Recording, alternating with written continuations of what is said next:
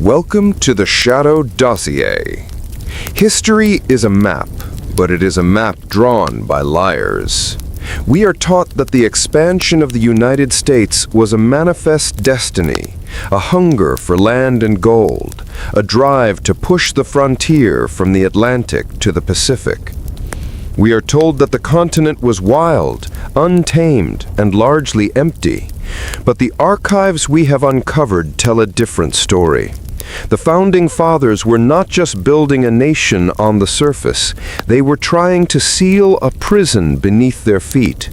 This is the story of the Agartha Protocol.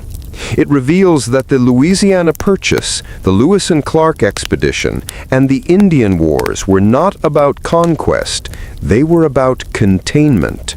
For 200 years, the United States military has been fighting a silent, desperate war against an advanced civilization that lives inside the earth. And it all began with a single bone found in the mud of Kentucky. The year is 1801. Thomas Jefferson has just been inaugurated as the third president of the United States.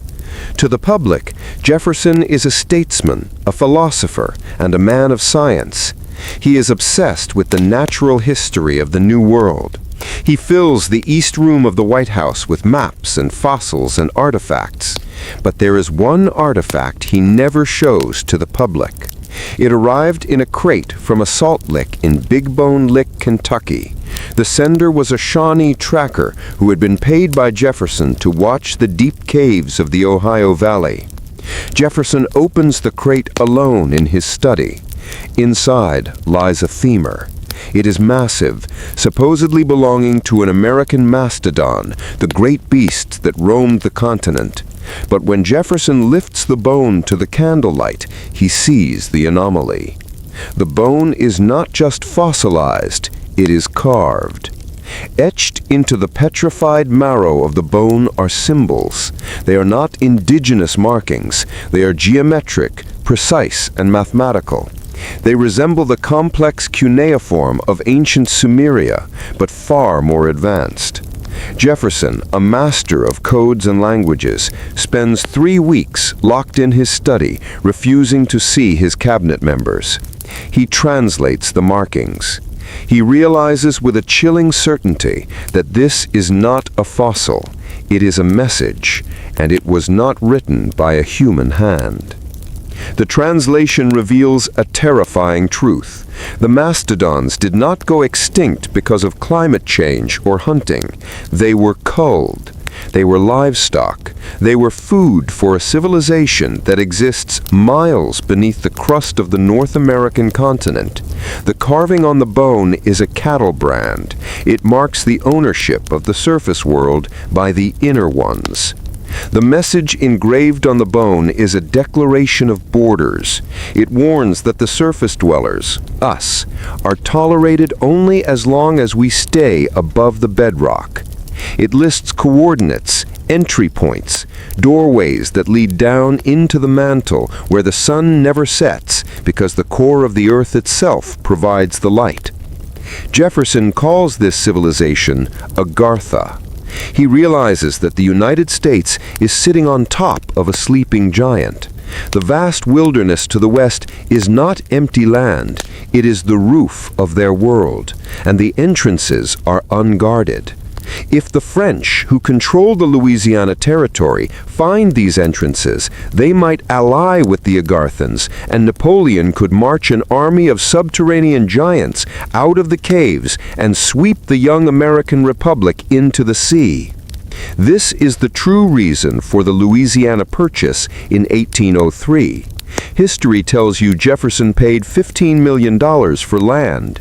In reality, he paid for silence. He needed to buy the territory to secure the entrances. He needed to own the land so he could militarize it. But buying the land was not enough. He needed to map the threat. This brings us to 1804 and the mission of Meriwether Lewis and Clark. The history books say they were sent to find a water route to the Pacific. This was the cover story. The core of discovery was not a cartography mission. It was a special forces operation. Their orders, written in Jefferson's own hand and sealed with black wax, were explicit. They were to locate the Vermilion Entrance. The bone map indicated a massive opening to the inner world, located somewhere near the headwaters of the Missouri River. Jefferson believed that the Agarthans used this river to traffic resources from the surface to the depths. Lewis and Clark were not sent to explore, they were sent to inspect the enemy's gate. They carried with them an air rifle that was technologically superior to anything existing at the time, a weapon designed to be silent, to fight enemies that could hear a heartbeat through stone. As the expedition moved up the river, the signs of the inner world became impossible to ignore.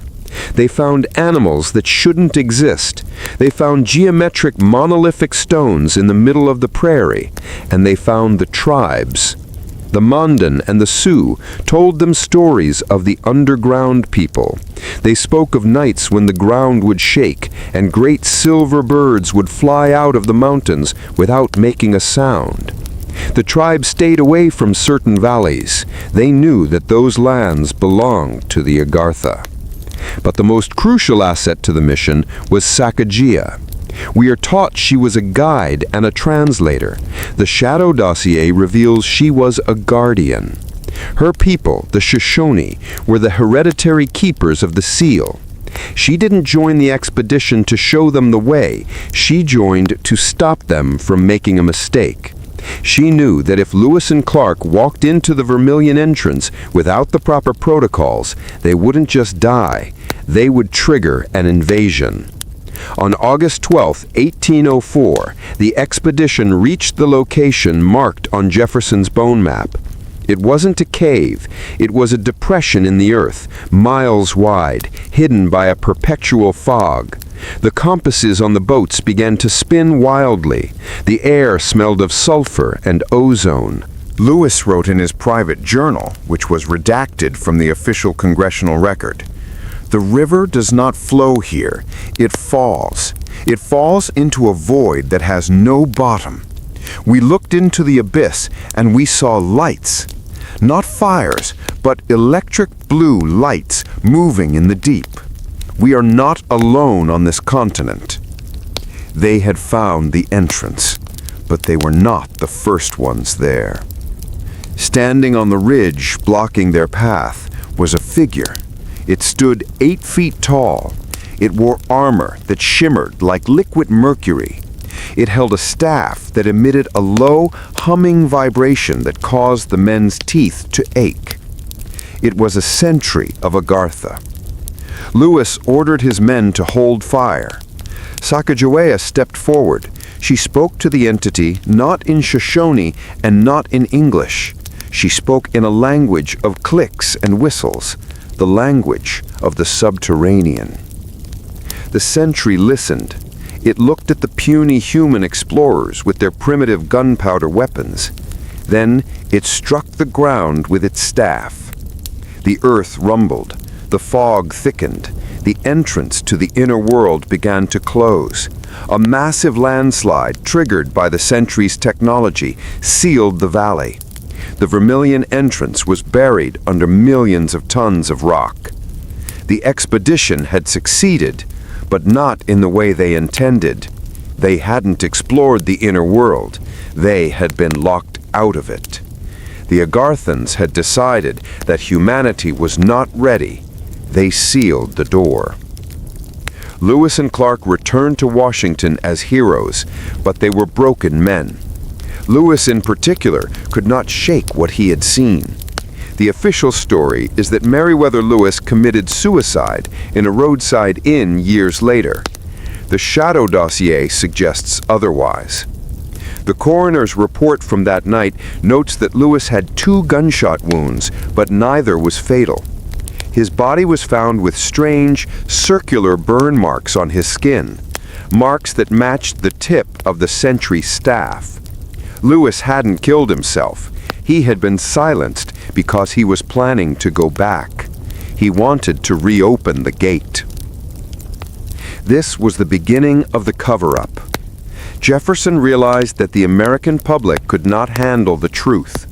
If the people knew that beneath the soil of the new nation lived a civilization millions of years ahead of them, society would collapse. Religion, government, and manifest destiny would mean nothing. So, the Agartha Protocol was enacted. Every strange discovery in the West was categorized as a hoax or a Native American legend. When settlers found giant skeletons in burial mounds, the Smithsonian Institute was created to collect and destroy the evidence. When miners in California found tunnels that went too deep, the Army Corps of Engineers collapsed them with explosives. But the war didn't stop. It just went underground. In 1838, the government tried a different tactic: disinformation. They recruited the famous writer Edgar Allan Poe. Poe was struggling with debt and alcoholism, making him the perfect pawn. Intelligence officers fed him real coordinates and descriptions of the inner world, instructing him to write them as fiction. His novel, The Narrative of Arthur Gordon Pym of Nantucket, ends with a journey to the South Pole, where the protagonist encounters a warm sea, white giants, and a passage into the earth. To the public, it was a bizarre adventure story. To the initiates of the Agartha Protocol, it was a leaked document. It was a way to hide the truth in plain sight. If anyone claimed they found the hollow earth, the government could simply say, "You're just repeating a Poe story." Then came the gold rush of 1848. We are told that gold was discovered at Sutter's Mill by accident. The Shadow Dossier reveals that the gold wasn't natural ore, it was debris. Deep beneath the Sierra Nevada mountains, the Agarthans were expanding their city. They were boring through the mantle using directed energy weapons. The waste product of their drilling was a slurry of rock and heavy metals, gold. They were ejecting this waste onto the surface, like a neighbor throwing trash over the fence. The gold rush wasn't a treasure hunt, it was a military mobilization. The U.S. government encouraged thousands of men to go west, not to get rich, but to occupy the land above the Agarthan construction site. The pickaxes and dynamite of the 49ers were annoying to the subterranean dwellers, but they served a purpose. They created a buffer of noise and chaos that kept the Agarthans from surfacing. But the most dangerous moment in this silent war came during the Civil War. By 1864, the Confederacy was losing. Richmond was under siege. The South was starving. Jefferson Davis, the Confederate president, was desperate. He authorized a secret project based on stolen files from the Federal Archives, files that dated back to Thomas Jefferson. The Confederates tried to drill a tunnel. They weren't looking for gold. They were looking for the inner sun. They believed that if they could tap into the geothermal power source of the Agarthans, they could build a weapon that would vaporize the Union Army. They drilled near Richmond. They went down 2 miles, and then they stopped sending reports. A Union recovery team found the drill site weeks later. The machinery was twisted like toffee. The men were gone. But on the wall of the tunnel, burned into the rock, was a message not written by the Confederates. It was a warning from below. Do not knock on a door you cannot open. The Civil War ended, but the Union knew they had a bigger problem. The continent was porous. The Agarthans were active, and technology was advancing too fast.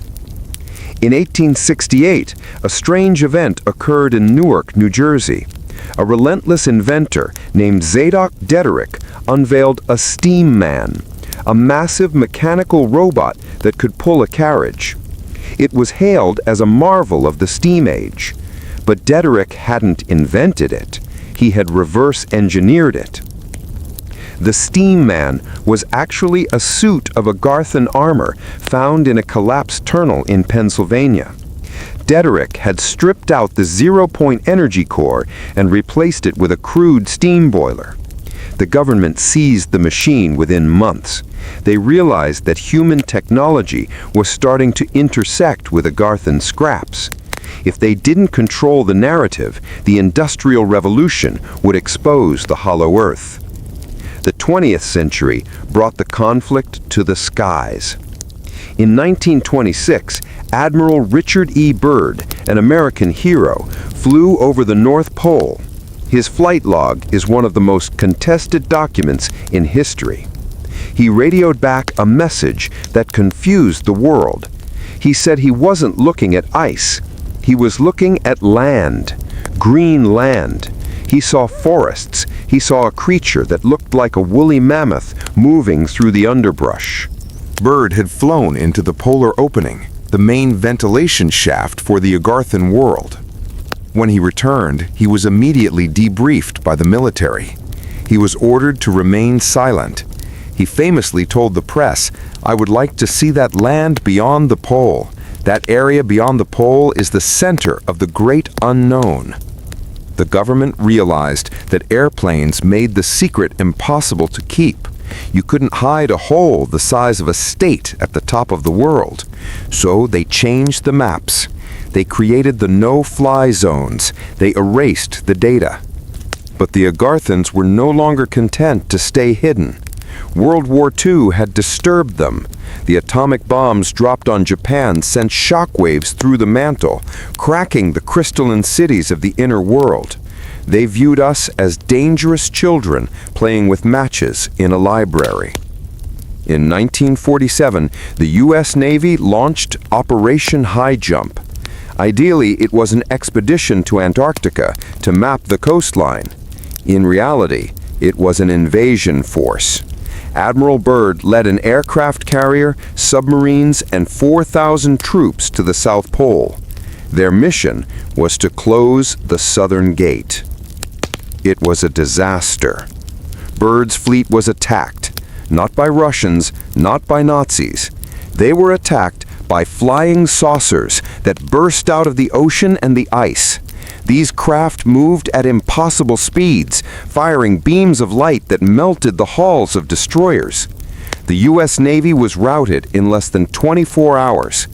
Byrd returned to Washington and warned the president that the next war would be fought against interceptors that could fly from pole to pole in minutes. The Agartha Protocol was failing. The enemy had air superiority. So in 1954, President Eisenhower tried diplomacy. The history books say Eisenhower went to the dentist on the night of February 20th. He vanished for 12 hours. The Shadow Dossier confirms he was taken to Holloman Air Force Base. There, the first contact occurred. But it wasn't with extraterrestrials from Mars. It was with the delegates of Agartha. They looked human, but taller, with pale skin and large eyes. They offered a treaty. They would stay underground. They would not invade the surface. In exchange, the United States would stop all nuclear testing on the surface. They would stop poisoning the crust, and they would keep the existence of Agartha a secret from the masses. Eisenhower signed the treaty. It was a surrender, disguised as a peace deal. But treaties are made to be broken. In 1963, the nuclear submarine USS Thresher was lost with all hands. The Navy said it was a piping failure. The truth is much darker. The Thresher had been retrofitted with a special sensor suite designed to map the underwater tunnels of the Atlantic Ridge. It got too close to an Agarthan outpost. The audio recording from the sub's final moments doesn't hear the sound of implosion. It hears a mechanical screeching, the sound of a hull being crushed by a claw. The Shadow Dossier is a collection of the battles we lost and the secrets we kept. From the tunnels of the Civil War to the strange murals at the Denver International Airport, which depict the apocalypse and the rebirth of the world, the signs are there. The Denver airport sits on a massive underground complex. It is not a bunker for the president. It is a fortress. It is the new embassy, built directly over a major Agarthan exit point, ready for the day when the treaty expires. And that day is coming. Scientists say the Earth's magnetic North Pole is moving faster than ever before. They say the core is spinning differently. They tell you it's a natural cycle. It is not natural. The inner sun is flaring. The civilizations beneath us are preparing to surface. The Agartha Protocol was just a delay tactic. We are not the owners of this planet. We are the tenants living on the roof, and the landlords are coming up to collect the rent. This has been a file from the Shadow Dossier. Remember, the ground beneath your feet is not solid. It is a ceiling, and we are all walking on thin ice. The history books tell you that the core of discovery was a scientific mission. They say President Thomas Jefferson sent Meriwether Lewis and William Clark to map the Louisiana Purchase, to find a water route to the Pacific, and to catalog the flora and fauna of the new frontier. It is a noble story of exploration. It is also a lie. The true mission of the Corps of Discovery was classified before the first boat ever launched onto the Missouri River. Jefferson didn't need a map. He needed a lock. He had received intelligence, ancient warnings carved on fossilized bones found in Kentucky, that a massive entrance to the subterranean world of Agartha lay somewhere in the uncharted West. It was known in the forbidden texts as the Vermilion Entrance. Jefferson believed that if the French or the Spanish found this gateway, they could ally with the advanced civilizations living beneath the crust and conquer the young United States from below. Lewis and Clark were not explorers, they were containment agents. And their guide, the Shoshone woman Sacagawea, was not just a translator, she was a guardian. The year is 1804. The expedition leaves St. Louis under a gray, heavy sky. The men are hand-picked, not just hunters and soldiers, but men who had seen things in the war that they refused to speak of. They carry with them the standard supplies: rifles, powder, lead, and whiskey. But in the bottom of the keelboat, under heavy canvas tarps, are crates that do not appear on the official manifest. These crates are lined with lead. They contain strange vibrating compasses that do not point north, they point down. As the expedition moves up the Missouri River, the environment begins to change. The further they go, the less natural the world becomes. The men start reporting strange phenomena.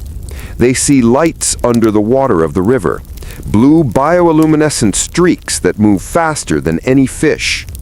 They hear low-frequency humming at night that vibrates the hulls of their boats. Lewis writes in his private journal, the one that was never published, "The river is fighting us. It is not just the current.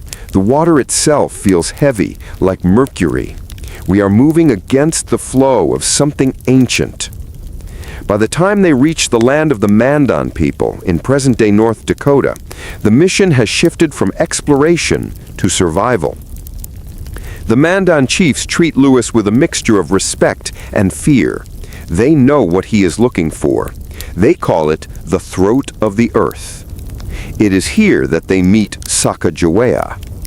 To the history books, she is a young Shoshone woman captured by the Hidatsa and sold to a French trapper named Charbonneau.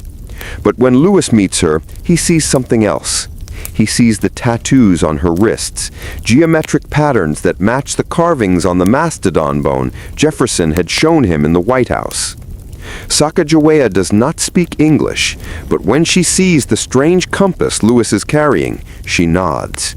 She knows the way. Charbonneau thinks he is being hired as a guide, but he is merely the baggage. The expedition needs Sacagawea because she is the only one who knows the ritual to close the door. The winter of 1805 is brutal. The expedition builds Fort Mandan, huddling against the cold. But the cold isn't the only thing biting at them. The men start having the same dream. They dream of a city made of black glass, lit by a sun that never sets. They dream of tall, pale beings watching them from the shadows of the canyons. One night, a private named Shannon wakes up screaming. He claims he saw a wolf walking on two legs inside the fort. Lewis checks the snow the next morning. He finds tracks, but they aren't wolf prints. They are human footprints, but 8 feet apart and deeply indented as if the walker weighed 500 pounds. The Agarthans know they are coming. In the spring, the expedition pushes west. They enter what is now Montana. The landscape becomes alien. The rocks are twisted into impossible shapes. The air smells of ozone. The compasses stop spinning and lock on to a single direction, southwest. They are getting close to the Vermilion Entrance. Sacagawea becomes more intense. She spends hours chanting over the river, throwing specific herbs into the water. The men think she is praying. Lewis knows she is adjusting the chemical composition of the water to mask their scent from the creatures below. They reach the Great Falls of the Missouri. Here, the river drops hundreds of feet in a series of violent cascades. But something is wrong. The water at the bottom of the falls isn't churning white. It is glowing red, vermilion. The water is tainted with minerals bleeding up from the deep crust. Lewis and a small team scout ahead. They find a canyon that doesn't appear on any map. The walls are sheer obsidian, black and reflective. And at the end of the canyon, the river doesn't continue. It vanishes. It flows into a massive gaping maw in the earth, a tunnel mouth 500 feet high, leading straight down into the darkness. This is it, the Vermilion Entrance. The sound coming from the cave is deafening, a roar like 1,000 thunderstorms. But it isn't wind, it is the sound of heavy machinery. The Agarthans are active, they are mining the surface. Lewis orders his men to set up the Jefferson device, a large brass cylinder brought from Washington. It is a primitive seismic charge designed to collapse the tunnel. But before they can arm it, they are ambushed. It isn't a tribe that attacks them, it is a hunting party from below. Creatures emerge from the cave. They look like men, but their skin is translucent, showing the blue veins beneath. They wear armor made of a metal that ripples like water. They do not carry guns. They carry staffs that fire concentrated pulses of sound. Here is the comprehensive narrative for The Poe Deception, 1838, written as a continuous, immersive script for voiceover. This story reimagines the life and death of Edgar Allan Poe as a government psychological operation to leak the truth about the Hollow Earth. We are taught that Edgar Allan Poe was a master of the macabre, a tragic poet who died of alcoholism and madness in a Baltimore gutter. We know him for The Raven, for the beating of the telltale heart, and for the invention of the detective story. But what if his greatest work wasn't fiction? What if his only full-length novel, the narrative of Arthur Gordon Pym of Nantucket, was actually a classified document released to the public as a psychological test? The year is 1838. The United States government is in a panic. The Agartha Protocol, the secret containment of the subterranean civilizations beneath North America, is failing. Explorers are vanishing. The South Pole is emitting signals that are interfering with naval compasses. The Department of War realizes they cannot keep the secret forever. They need a way to prepare the public consciousness for the existence of a hollow Earth without causing mass hysteria. They need a leak, but not a whistleblower. They need a storyteller. Enter Edgar Allan Poe.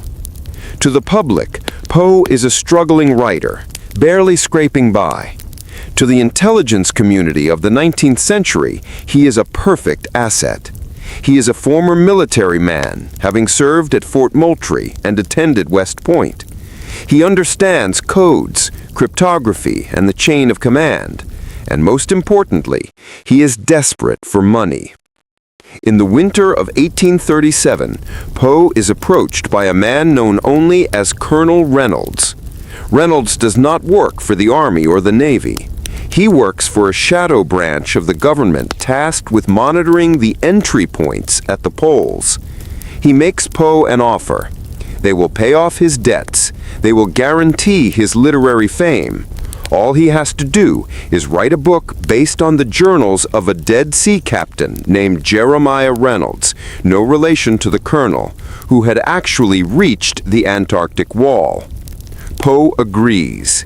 He is taken to a secure room in Richmond, Virginia. There he is shown the source material. It isn't a diary.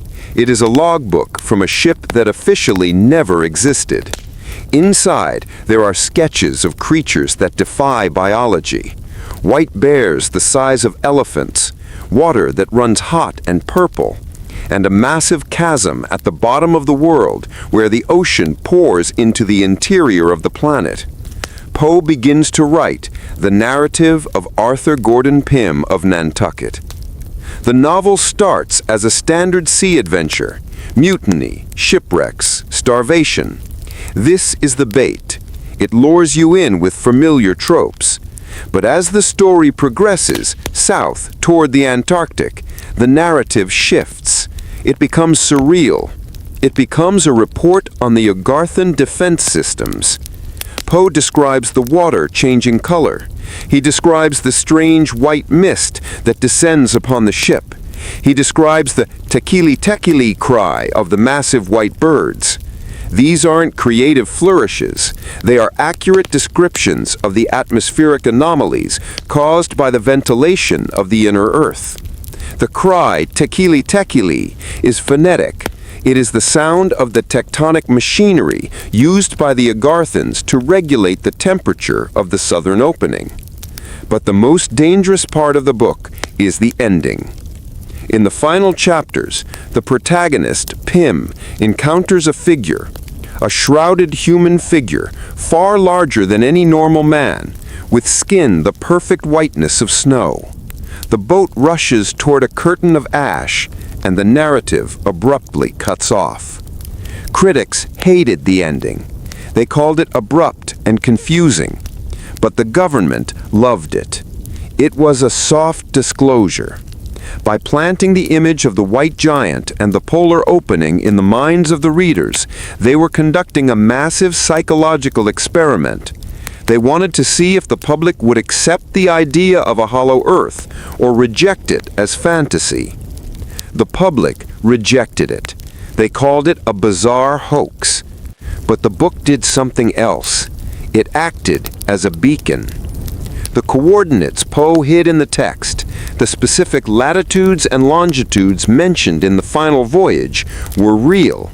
They pointed to the Sims Hole, the theoretical opening to the inner world, and people started noticing. Cryptography enthusiasts began to decode the names in the book. Arthur Gordon Pym wasn't just a name, it was an anagrammatic cipher. Other writers, like Jules Verne, read the book and sensed the truth behind it. Verne's later work, The Sphinx of the Ice Fields, was a direct response to Poe, an attempt to finish the story that Poe was forced to leave incomplete. The government realized they had made a mistake. Poe hadn't just leaked the concept, he had leaked the map. By 1848, Poe was becoming a liability. The fiction he wrote was too close to the truth. He started writing a sequel, one that would explain the physics of the hollow earth, a treatise he called Eureka. In Eureka, Poe proposed that the universe itself was expanding and collapsing, a theory that predated modern cosmology by 80 years. He claimed this knowledge came to him in visions. The truth was, the Agarthan signal was bleeding into his mind. Poe had spent too much time with the classified journals. The resonance of the inner world, the hitchhiker effect we saw at Skinwalker Ranch, had latched on to him. He wasn't just writing about the hollow earth anymore. He was hearing it. On October 3rd, 1849, Poe was found in Baltimore. The official story is a mess. They say he was found outside a polling station, delirious, wearing clothes that weren't his own. He was taken to Washington Medical College, where he died 4 days later without ever regaining full consciousness.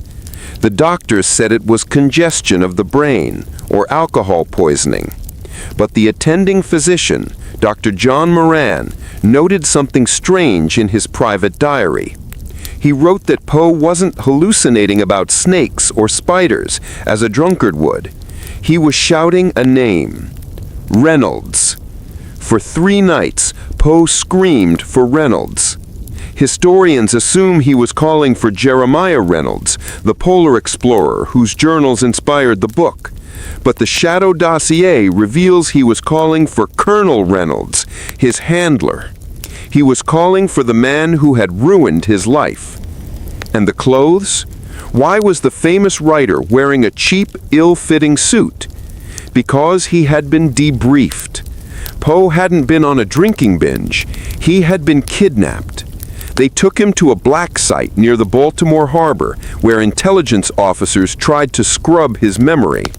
They used experimental drugs, early versions of the mind control serums that would later be perfected in Project Ultra.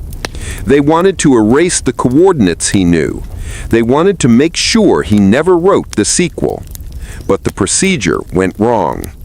The drugs reacted with Poe's already fragile physiology. They fried his neural pathways. When they realized he was dying, they dumped him on the street, dressed in the clothes of a vagrant to discredit him. If he died looking like a drunkard, no one would believe his wild tales of holes in the poles and giants in the ice. It was a character assassination, followed by a literal one. But Poe managed one last act of defiance. On his deathbed, in a moment of lucid clarity, he reportedly said, "Lord, help my poor soul." But the nurse who was with him, a woman who later vanished from hospital records, claimed he said something else. She claimed he grabbed her wrist, his eyes burning with an intense violet light, and whispered, "The white birds, they are not birds. They are machines." Poe died on October 7th. He was 40 years old. The government successfully buried the truth. Arthur Gordon Pym remained a literary curiosity, dismissed as the drug-fueled nightmare of a mad genius. But the deception didn't end with his death.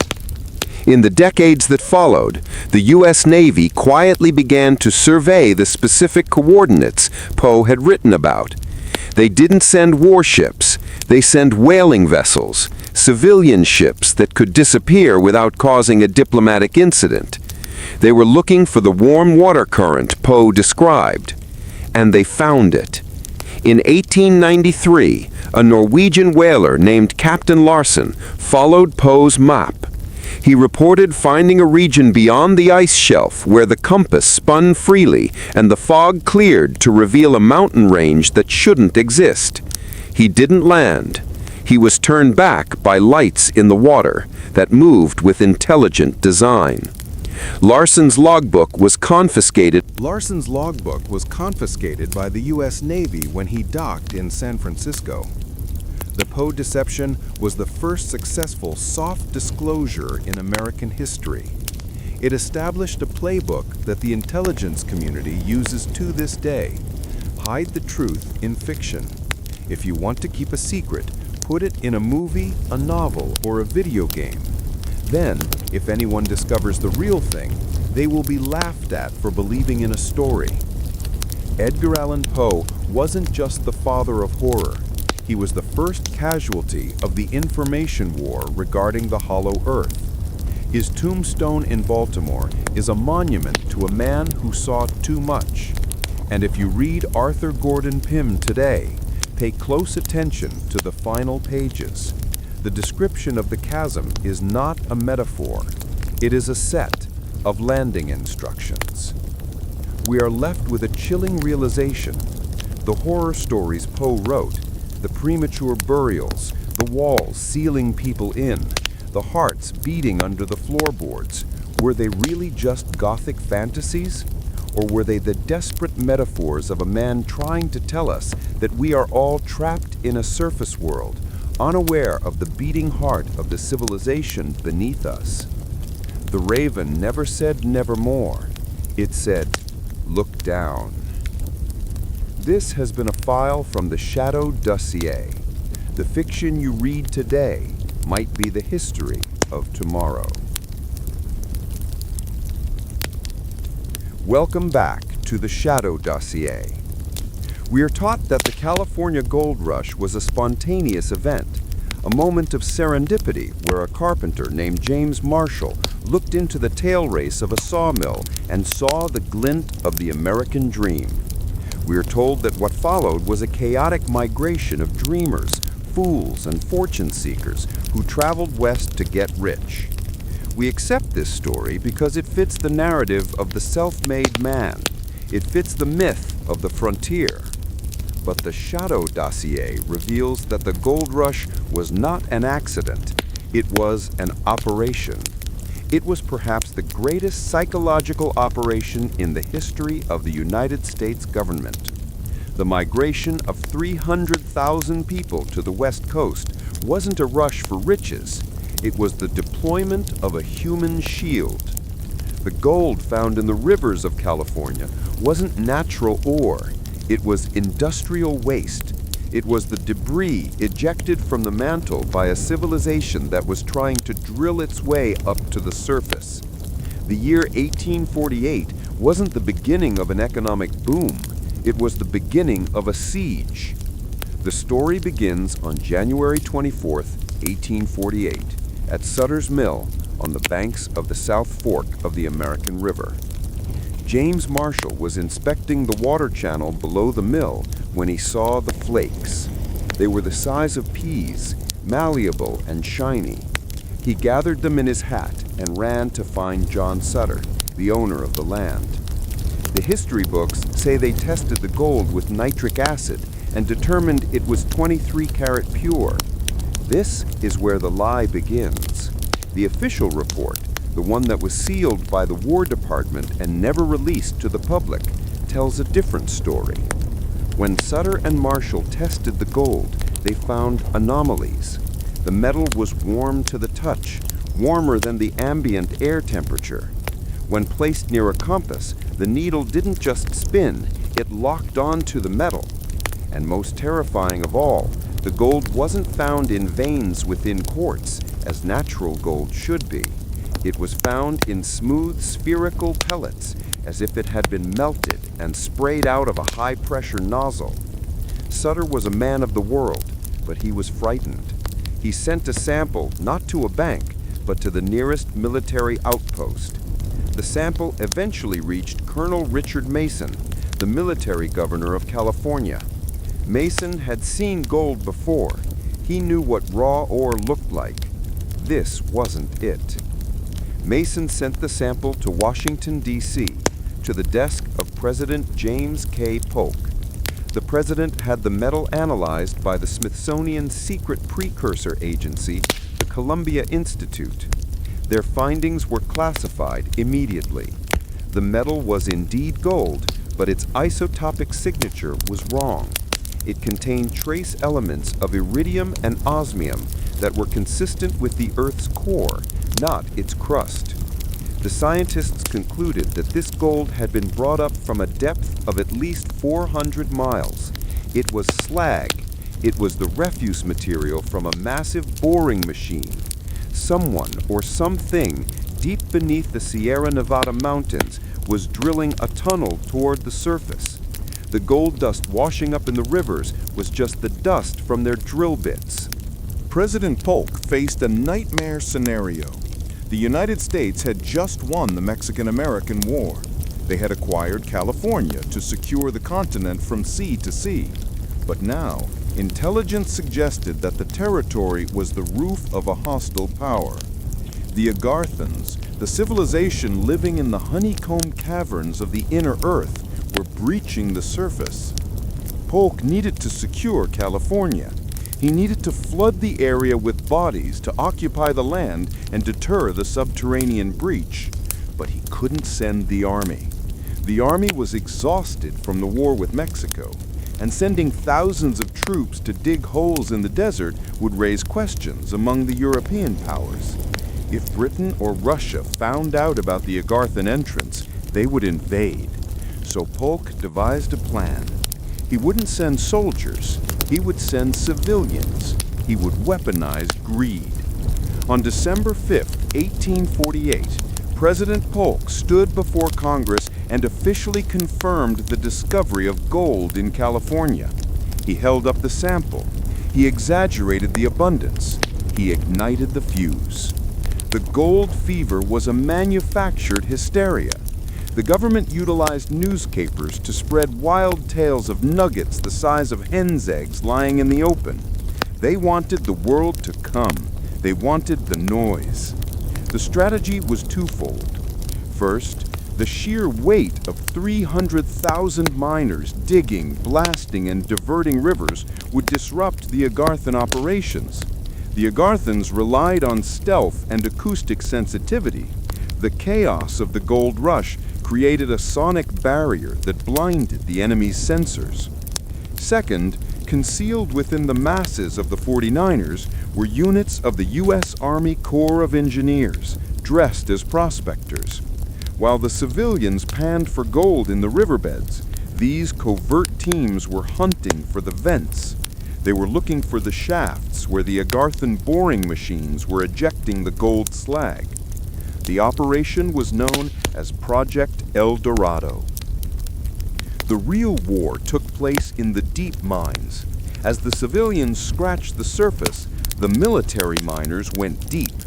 In 1850, a group of prospectors near Grass Valley broke into a cavern system that didn't appear on any geological survey.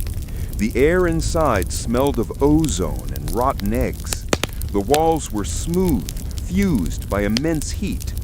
They had found a ventilation shaft for the Agarthan boring machine. A skirmish ensued. It wasn't fought with muskets. The survivors reported that the enemy used lightning throwers and sound waves that could liquefy a man's organs. The U.S. Army responded with the most powerful weapon they had at the time, massive amounts of black powder. They collapsed the mountain. The famous earthquakes of the 1850s in California were not tectonic. They were the result of the Army sealing the tunnels. They buried the enemy alive. But the Agarthans were persistent. They shifted their drilling operations. The gold started appearing in different rivers, moving north. The Army followed. This explains the erratic movement of the gold rush. It wasn't about finding new deposits. It was about chasing the enemy's drill. One of the most disturbing aspects of this secret history is the fate of the indigenous tribes. The native people of California had known about the mountain devils for centuries. They stayed away from the high peaks and the deep caves. They knew the gold was cursed. They called it the excrement of the gods. When the white settlers arrived, they didn't just displace the tribes for land. The military actively recruited native trackers to find the soft spots in the earth where the Agarthans might surface. When the tribes refused to help, or when they tried to warn the miners that they were digging into a monster's den, they were silenced. The brutality of the California genocide was driven by a desperate need to control the information regarding the inner world. By 1853, the tide of the silent war began to turn. The hydraulic mining technique was introduced. To the public, it was a way to wash away mountains to find gold. To the Shadow Dossier, it was a weapon. The Army engineers realized that the Agarthans hated water. Their technology was incompatible with the flood. So they used high-pressure water cannons to wash entire hillsides into the rivers. They weren't just looking for gold. They were flooding the tunnels. They were drowning the enemy in their own holes. The environmental devastation of California wasn't just greed. It was a scorched earth military tactic. One specific incident stands out in the classified files. It is known as the Matterhorn incident. High in the Sierra Nevada, near the peak of the Matterhorn, a group of miners reported finding a door. It was made of a metal that could not be scratched by steel. It was warm, and it was humming. A detachment of the U.S. cavalry was sent to investigate. They brought a cannon.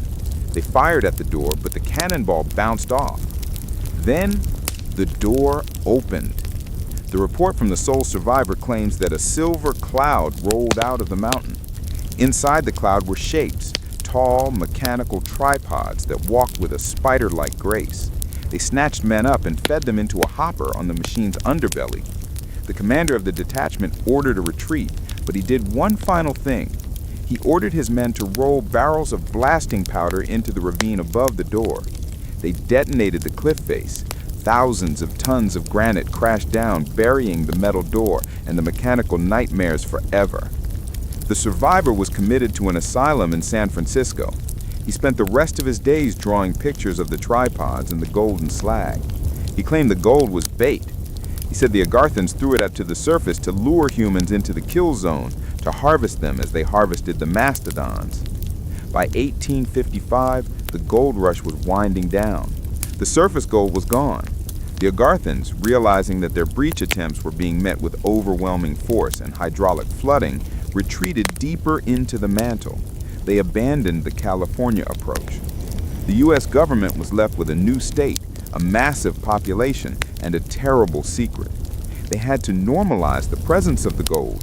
They established the San Francisco Mint, not just to process currency, but to chemically alter the gold. They melted it down, mixed it with copper and silver to dilute the telltale isotopes from the Earth's core. Every gold coin from that era is a laundered artifact of an interplanetary war. But the legacy of the gold rush trap remains. The vast network of abandoned mines in California is not empty. There are thousands of shafts that are marked as unsafe and sealed with concrete caps. The government says it is to prevent hikers from falling in. The truth is, those caps are there to keep something down. Geologists today are still puzzled by the Sierra Nevada. The mountains are rising faster than tectonic plates should allow. There are unexplained hums heard in the quiet of the desert night, and every now and then, a hiker goes missing in the Triangle of Silence near Mount Shasta. Mount Shasta is believed by many New Age enthusiasts to be the home of the Lemurians, an inner Earth civilization. This isn't a hippie myth. It is a distorted memory of the Agartha Protocol. The military maintains a heavy presence around Shasta to this day. They are not guarding the trees, they are listening to the ground.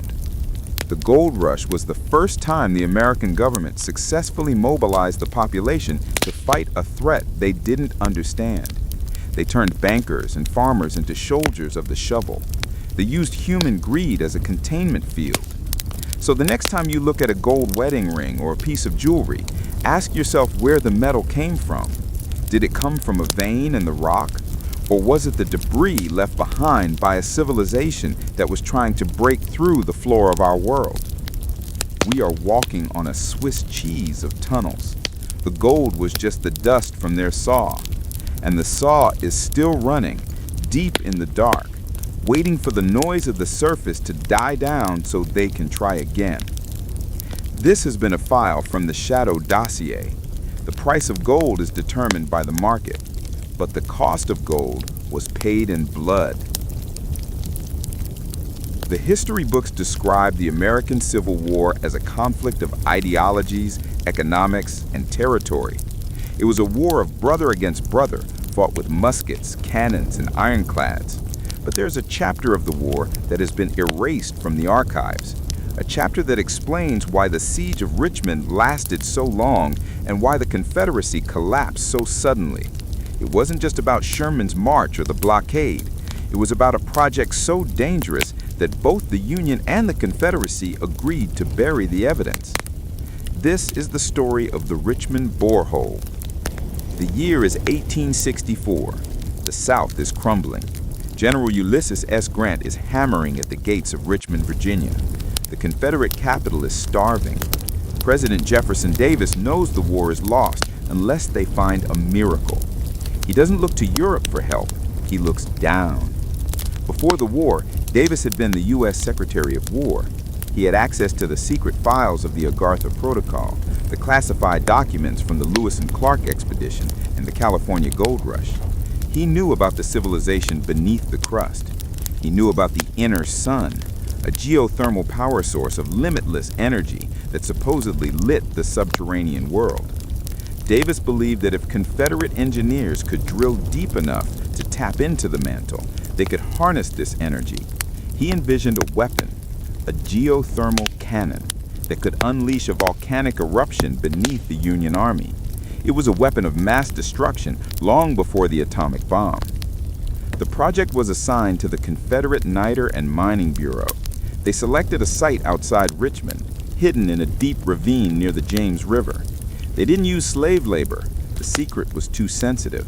They used a specialized unit of sappers and miners, men who had spent their lives digging coal in West Virginia. They brought in a steam-powered drill, a massive iron beast designed by a British engineer who had vanished under mysterious circumstances. The drill was tipped with diamond and a strange gray metal scavenged from the California mines. Drilling began on April 12, 1864. For the first 2 weeks, progress was slow. They hit bedrock at 500 feet. But at 2,000 feet, the rock changed. It became hot to the touch. The steam engine chugged and wheezed, straining against the heat. The miners reported hearing strange sounds echoing up the shaft, not the grind of stone, but a rhythmic thumping, like a heartbeat. By May, they were down 2 miles. The temperature in the shaft was 120 degrees. The men worked in shifts of 20 minutes to avoid heat stroke. Then, they broke through. The drill plummeted into a void. A blast of hot air rushed up the pipe, smelling of ozone and burning sulfur. But it wasn't just air, it was light. A beam of intense violet light shot up from the borehole, piercing the night sky like a beacon. The engineers cheered. They thought they had found the inner sun. They prepared the collector, a massive copper coil designed to siphon the energy. But they hadn't found the sun. They had drilled into a ventilation duct of an Agarthan outpost. The first sign of trouble came an hour later. The light turned red. The ground began to shake, not with the rumble of an earthquake, but with the specific mechanical vibration of gears grinding deep underground. Then came the screams. A miner named Elias Thorne was lowered down the shaft to inspect the drill bit. He was in a steel cage. When they pulled the cage back up, Thorne was gone. The steel bars were bent outward as if something massive had forced them open.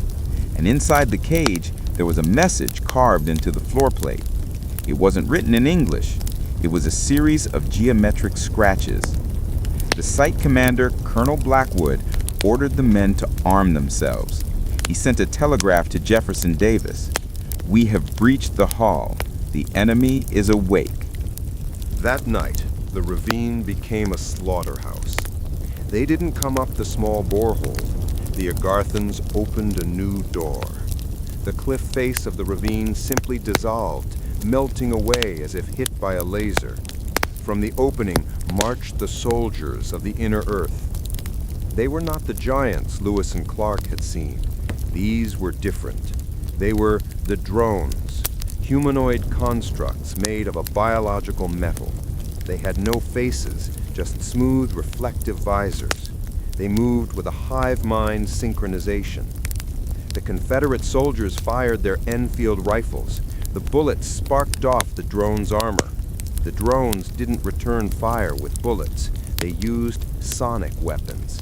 They pointed rods at the soldiers, and the men collapsed, blood pouring from their ears, their internal organs ruptured by focused sound waves. Colonel Blackwood realized the magnitude of his mistake. He wasn't fighting a battle. He was facing an extermination. The drones were clearing the infestation. He ordered the cannon, a 12-pounder Napoleon gun, to fire directly into the tunnel entrance. The canister shot shredded the front line of the drones, but more poured out. They were relentless. Meanwhile, in Washington, the Union spies had picked up the telegraph signals. President Lincoln was horrified. He knew about the Agartha Protocol. He knew that if the Agarthans decided the surface dwellers were too dangerous, they would initiate a cleansing. They could trigger supervolcanoes. They could shift the poles. Lincoln made a decision that is unparalleled in history. He sent a secret message to General Grant, who was besieging Richmond. The message read, "Cease hostilities. Support the enemy. The threat is below." For one night, the Civil War stopped. A Union cavalry regiment, led by General Sheridan, broke through the lines.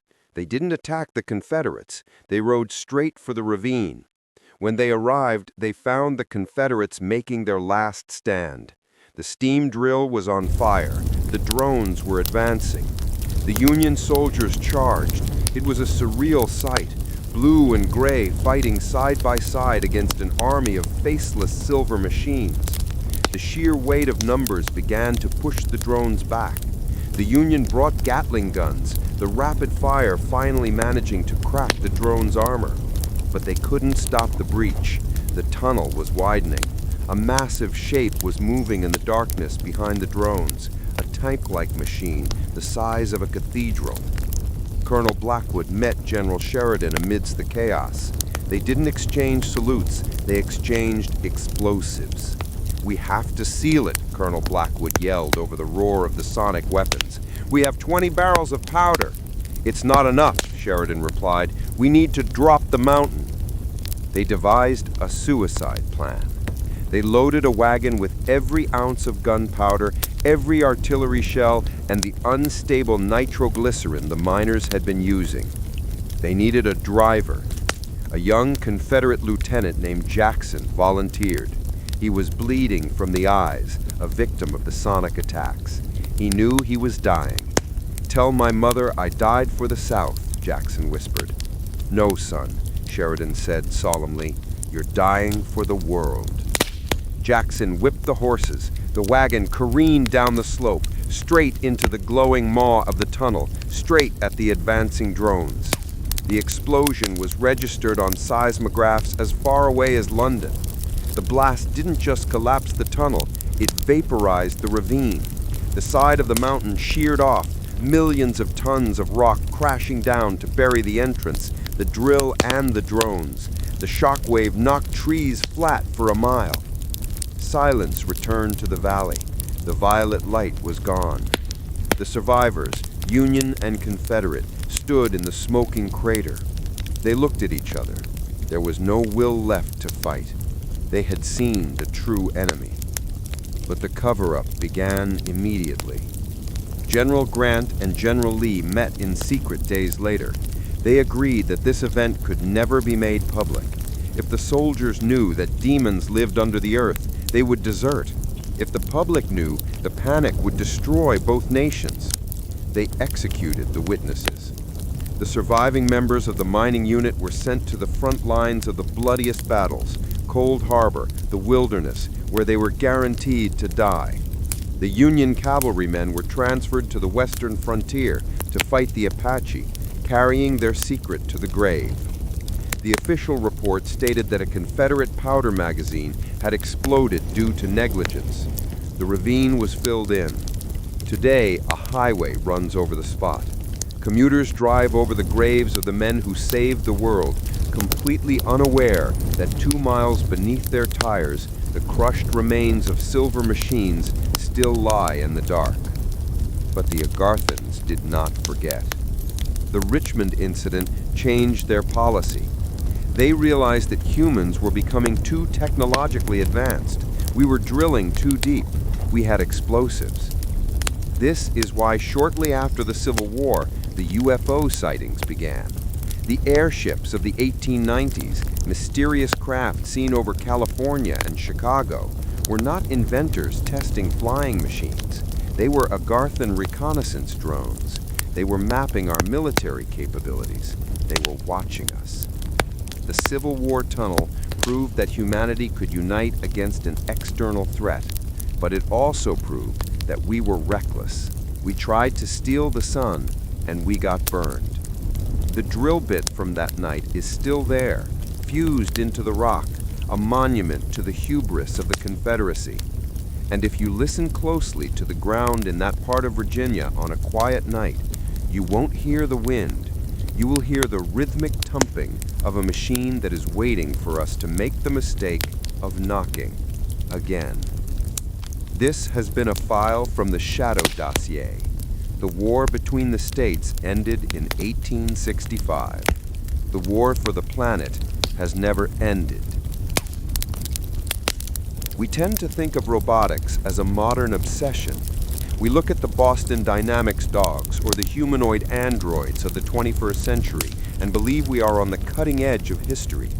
But the truth is, the first bipedal autonomous machine did not walk in a laboratory in Silicon Valley.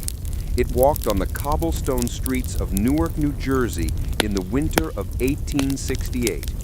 It was remembered as the Steam Man of Newark. It was patented by an inventor named Zadok Dederick. The newspapers of the time described it as a marvel, a giant iron man powered by a steam boiler in its chest, capable of pulling a carriage faster than a team of horses. It was the steampunk dream come to life. But if you look closely at the sketches from that year, if you analyze the engineering reports filed with the patent office, the math does not add up. A steam engine of that size would be too heavy. The hydraulics required to make a two-legged machine balance and walk did not exist in the 19th century. Zadok Dedrick was a pattern maker, a modest mechanic. He did not possess the genius to invent the most complex machine in human history overnight. The Shadow Dossier reveals that Zadok Dedrick did not invent the Steam Man. He excavated it. The story begins 6 months earlier in the anthracite coal region of Pennsylvania. A group of miners digging an illegal drift mine near the Susquehanna River broke through into a void. It wasn't a natural cavern. It was a collapsed tunnel, crushed by the seismic weapons used during the Civil War breach 4 years prior. Buried under tons of rock and slate, the miners found a body.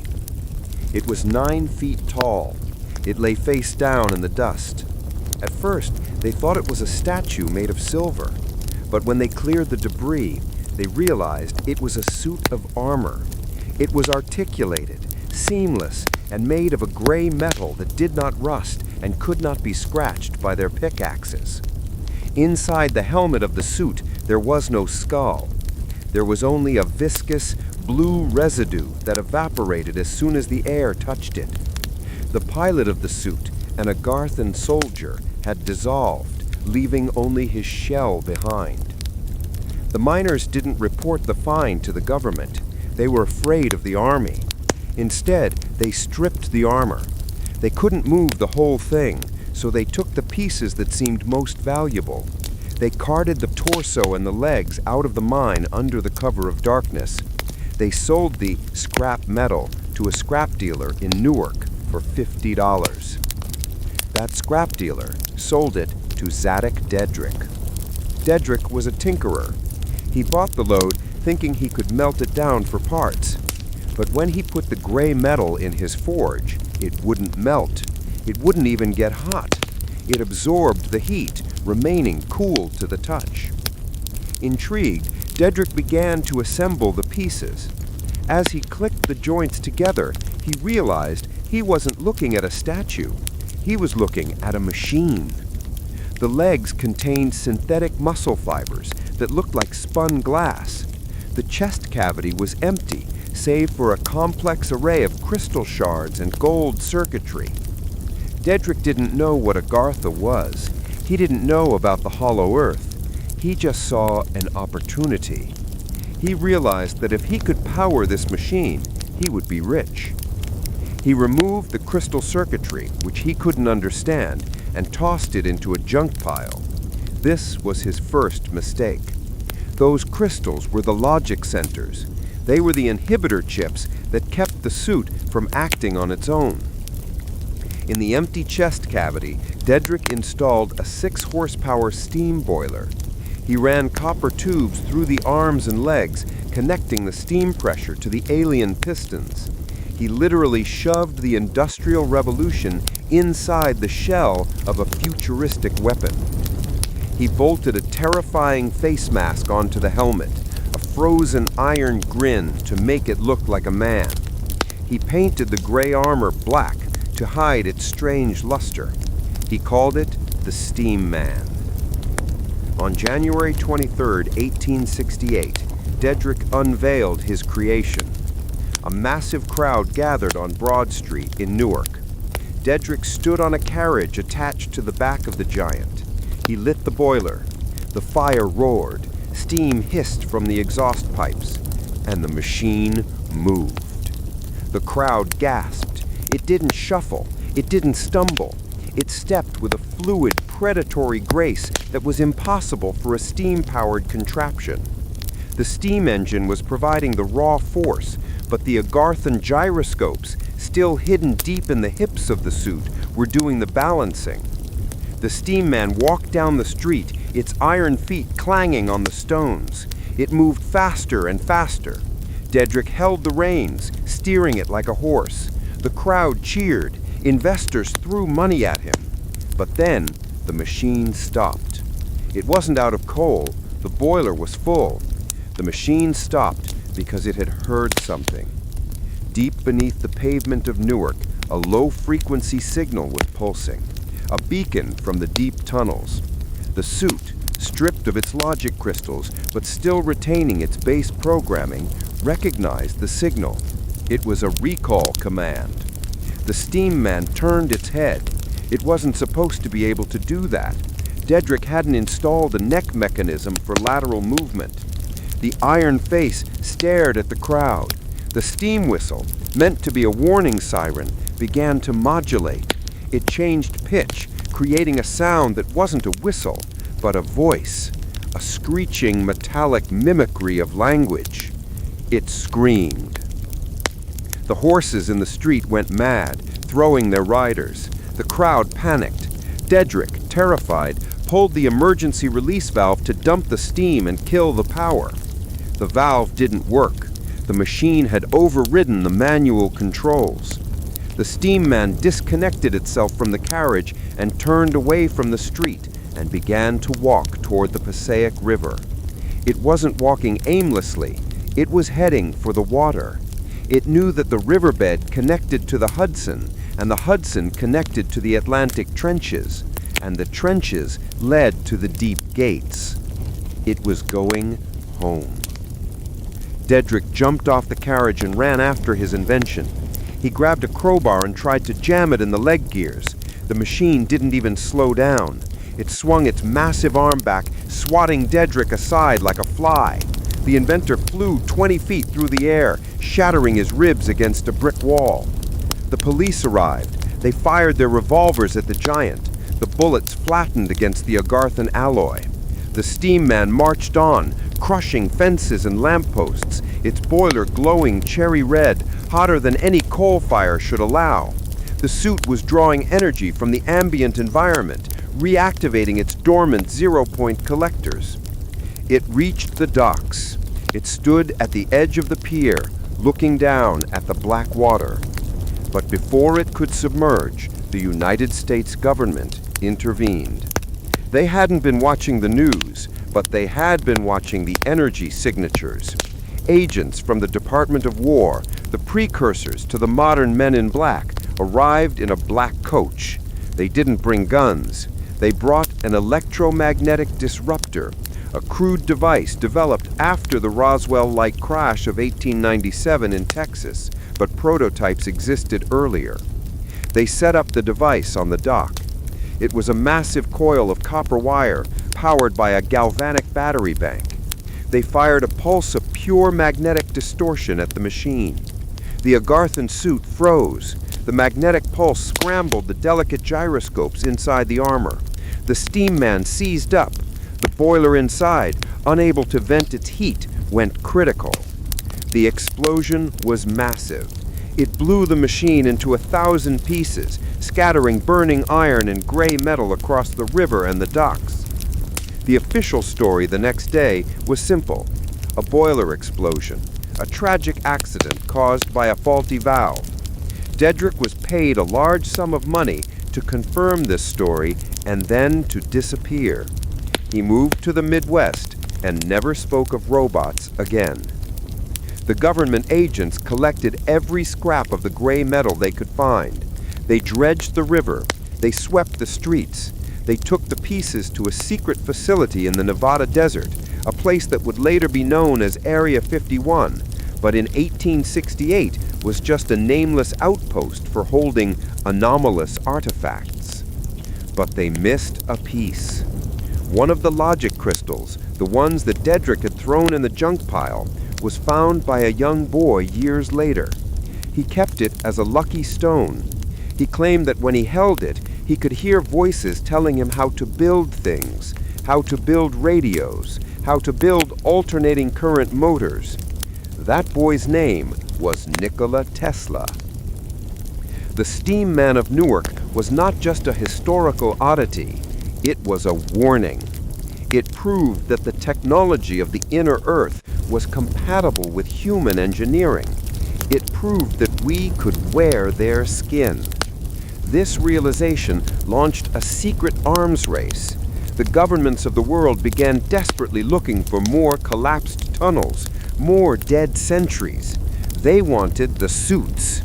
By the turn of the century, the Germans had found a cache of Agarthan armor in the Black Forest. The Japanese found one near Mount Fuji. This covert scavenging led directly to the rapid technological boom of the 20th century. The tanks of World War I, the airplanes, the submarines, they were all crude attempts to replicate the mechanics of the Steam Man. We are standing on the shoulders of giants, but not metaphorical ones. We are standing on the shoulders of the biological machines we dug out of the mud. And somewhere, deep in the mantle, the Agarthans took note. They realized their lost soldiers were being cannibalized. They realized the surface monkeys were learning to use the tools of the gods. This is why the sightings of the 19th century shifted. The Agarthans stopped sending lone sentries. They started sending ships. The airship flap of the 1890s was a search and rescue mission. They were scanning the surface, looking for the signal of their lost technology. When you look at the old grainy photos of the newer Steam Man, don't look at the top hat Dedrick put on its head. Don't look at the steam pipes. Look at the legs. Look at the way the joints articulate. Look at the hands. Those are not the hands of a Victorian machine. Those are the hands of a predator. We built a robot in 1868, but we didn't design it. We just woke it up. This has been a file from the Shadow Dossier.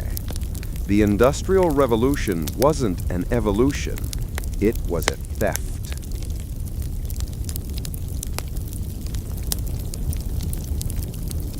We are told that the map of the world is complete.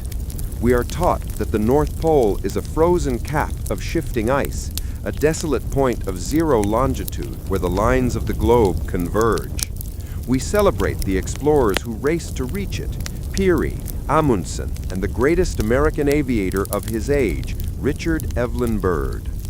History records that on May 9, 1926, Byrd and his co-pilot Floyd Bennett flew their Fokker tri-motor airplane, the Josephine Ford, over the pole and returned as heroes.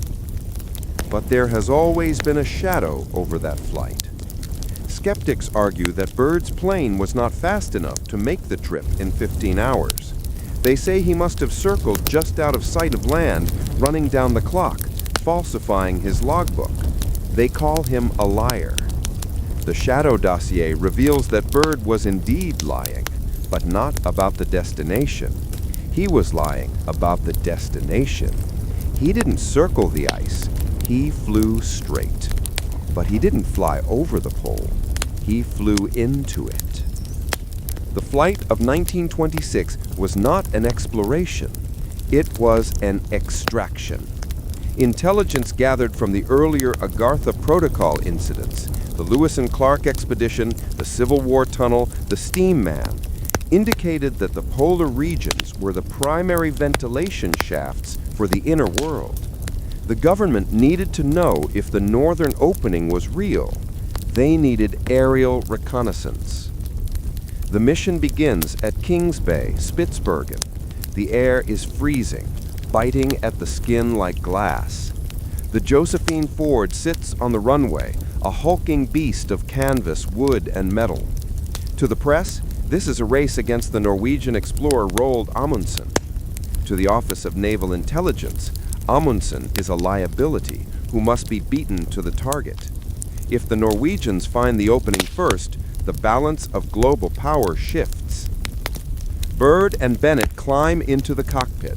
The three Wright whirlwind engines roar to life, spitting smoke into the pristine Arctic air.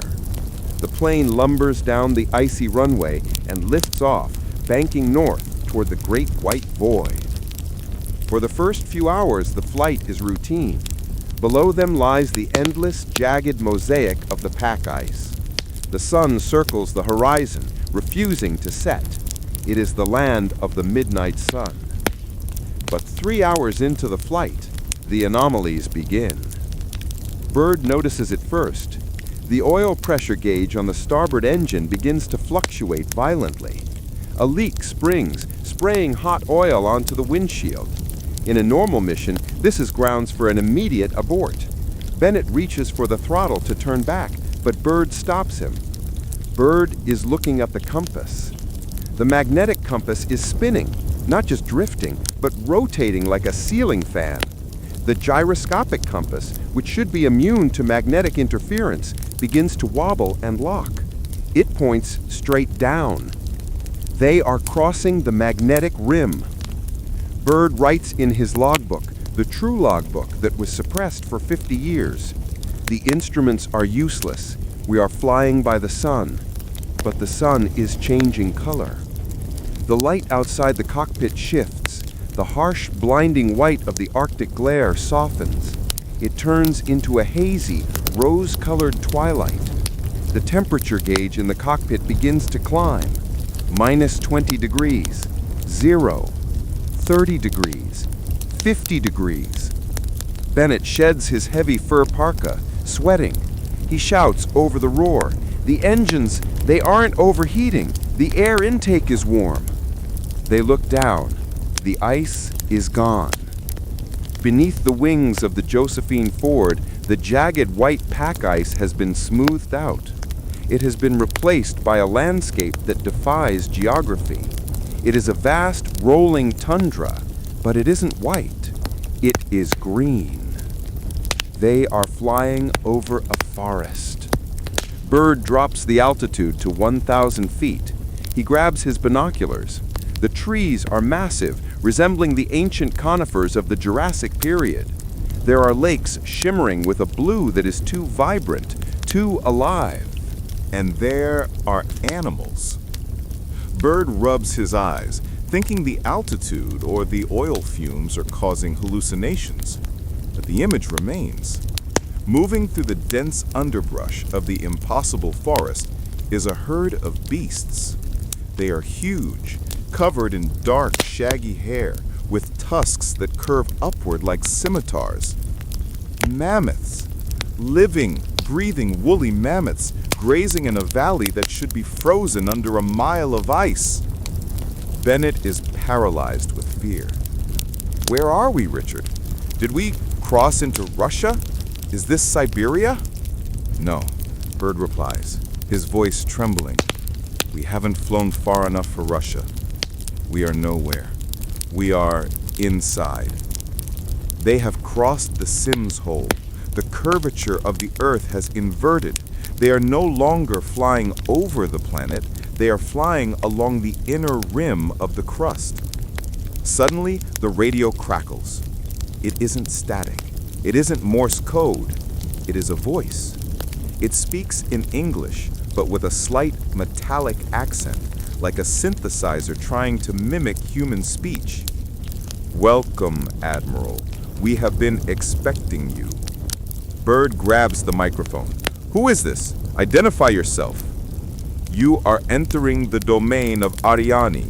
Your internal combustion engines are polluting our air.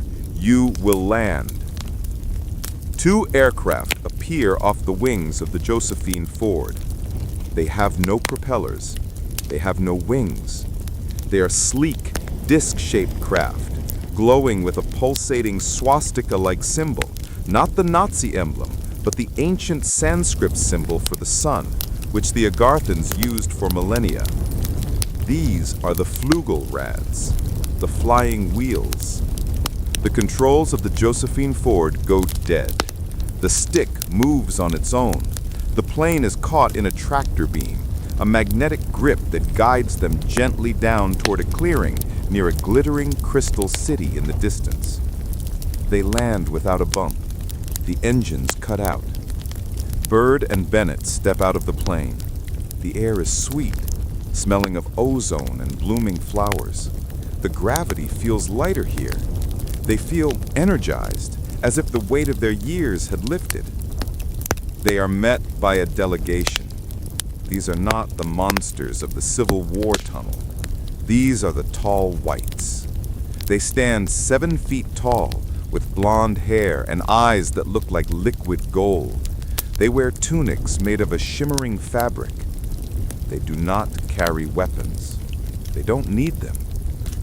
Byrd is separated from Bennett and taken to the central spire of the Crystal City. He is brought before a man who appears ancient yet youthful, a figure the Agarthans call the Master. The conversation that follows is recorded in Byrd's secret diary. The Master tells Byrd that the surface world is on the brink of destruction. He speaks of the great war that just ended and mourns of a darker fire yet to come. He shows Byrd a holographic projection of a mushroom cloud. "You have unlocked the power of the atom," the Master says. "We have watched you. You are children playing with a loaded gun. We did not interfere in your wars before, but now you threaten the structural integrity of the planet itself. If you crack the crust with your nuclear fire, you will destroy our sky." Byrd tries to explain that he is an explorer, not a politician. "You are a messenger," the Master corrects. "Go back to your surface. Tell your leaders that this domain is forbidden. Tell them that if they try to bring their weapons of war here, we will shut down your world. We control the magnetism that guides your ships. We control the weather that feeds your crops. Do not test us." The meeting is short. Byrd is escorted back to the plane. Bennett is waiting, looking dazed. He doesn't remember the landing. His memory has been wiped, or perhaps his mind simply couldn't process the reality of Agartha and shut down. The disc ships escort them back into the air. They guide the Josephine Ford up through the mist, over the green valley, past the mammoths, and back into the blinding white fog of the ice barrier. At 2,000 feet, the controls return to Byrd. The temperature plummets, the green vanishes. They are back over the frozen ocean. The compass spins one last time and then locks on to north. They fly back to Spitsbergen in silence. When they land, the celebration is chaotic. The world thinks they have conquered the pole, but Byrd looks haunted. His eyes dart around the crowd, looking for the gray suits of the intelligence officers. He is immediately taken into custody by the U.S. Navy. He is debriefed for 6 hours. When Byrd tells them about the green lands, the mammoths, and the Master, the admiral in charge goes pale. He doesn't call Byrd crazy. He calls the president. The order comes down directly from the White House. Silence. Byrd is told that what he saw was a hallucination caused by a mixture of oil fumes and altitude sickness. He is reminded of his oath as an officer. He is told that if he speaks a word of this to the press, he will be stripped of his rank, his pension, and his sanity. He will be committed to an asylum for the rest of his life. Floyd Bennett, the co-pilot, is not so lucky. He never recovers from the flight. The exposure to the inner Earth's radiation, or perhaps the trauma of the memory wipe, weakens him. He dies just 2 years later, carrying the secret to his grave. Byrd plays the game. He accepts the medals. He smiles for the cameras. But in private, he becomes obsessed. He knows that the master was right. He knows that humanity is not the apex predator on Earth.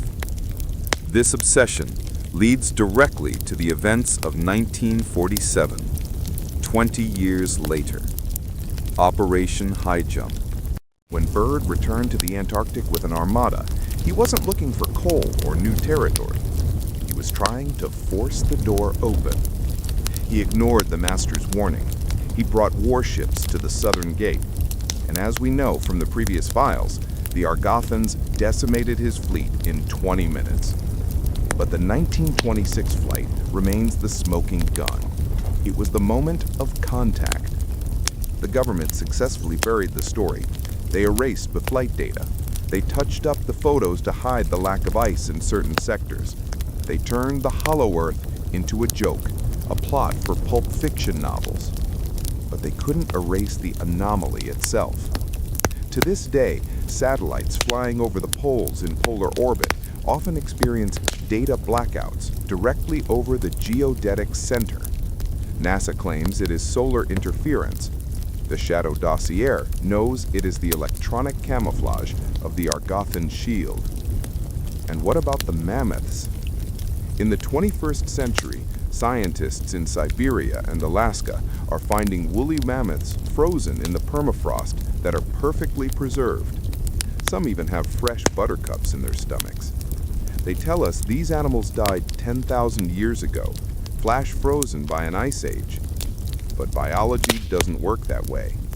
You cannot flash freeze a 6-ton animal so quickly that the food in its stomach doesn't decay, unless it was dropped from a temperate climate into a deep freeze in a matter of seconds. The mammoths aren't from the past. They are wandering out. Every now and then, a beast from the inner world wanders too close to the ventilation shaft. It gets lost in the fog. It walks up the incline, out of the warmth of Agartha, and into the brutal cold of the surface Arctic. It freezes to death instantly. We aren't finding fossils. We are finding escapees. Admiral Byrd was not a liar. He was the first man to see the reservation. He saw the truth that we are living on a hollow shell, unaware that the zookeepers are living right beneath the floorboards. Before he died, Byrd wrote a final entry in his diary.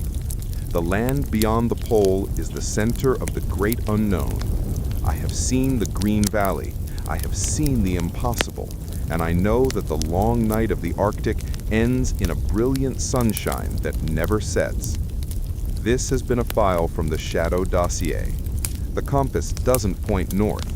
It points to the gate. Most of the files we open deal with explorers, admirals, or presidents, men of power and influence who stumbled upon the truth of the Agartha Protocol. But sometimes the veil is pierced by the common man.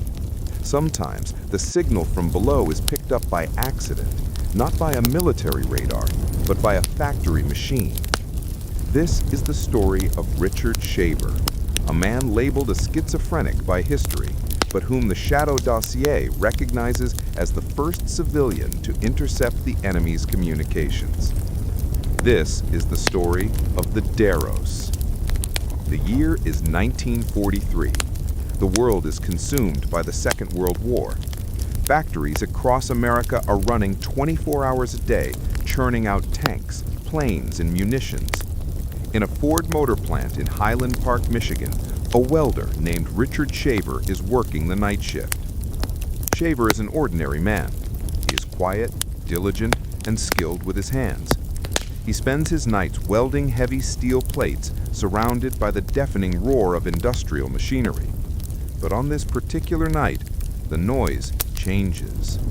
Shaver's welding gun begins to vibrate. It isn't a mechanical failure. The coil inside the gun, acting as an accidental antenna, picks up a frequency. At first, Shaver thinks he is hearing the thoughts of his coworkers. He hears snippets of conversation, angry muttering, incoherent screams. He assumes he is losing his mind. But as he tunes the voltage on his welder, the voices become clearer. They aren't speaking English. They are speaking a guttural, rapid-fire language that sounds like rocks grinding together. Then the signal shifts. It begins to translate itself directly into his auditory cortex. He hears them talking about him. They are not humans. They are observers, and they are beneath the floor.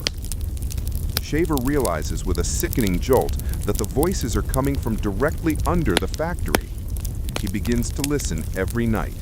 He takes notes. He maps the conversations. Over the next few weeks, he pieces together a terrifying reality. The Earth is not solid. It is a honeycomb of massive, ancient caverns. These caverns were once inhabited by a race of titans, the Elder Gods or the Atlantans, who left the planet thousands of years ago to escape a solar catastrophe. But they didn't take everything with them. They left behind their technology. Massive machines capable of terraforming, mind control, and genetic manipulation. And they left behind their servants. The servants, over millennia of living in the dark and being exposed to the radiation of the abandoned machines, have devolved.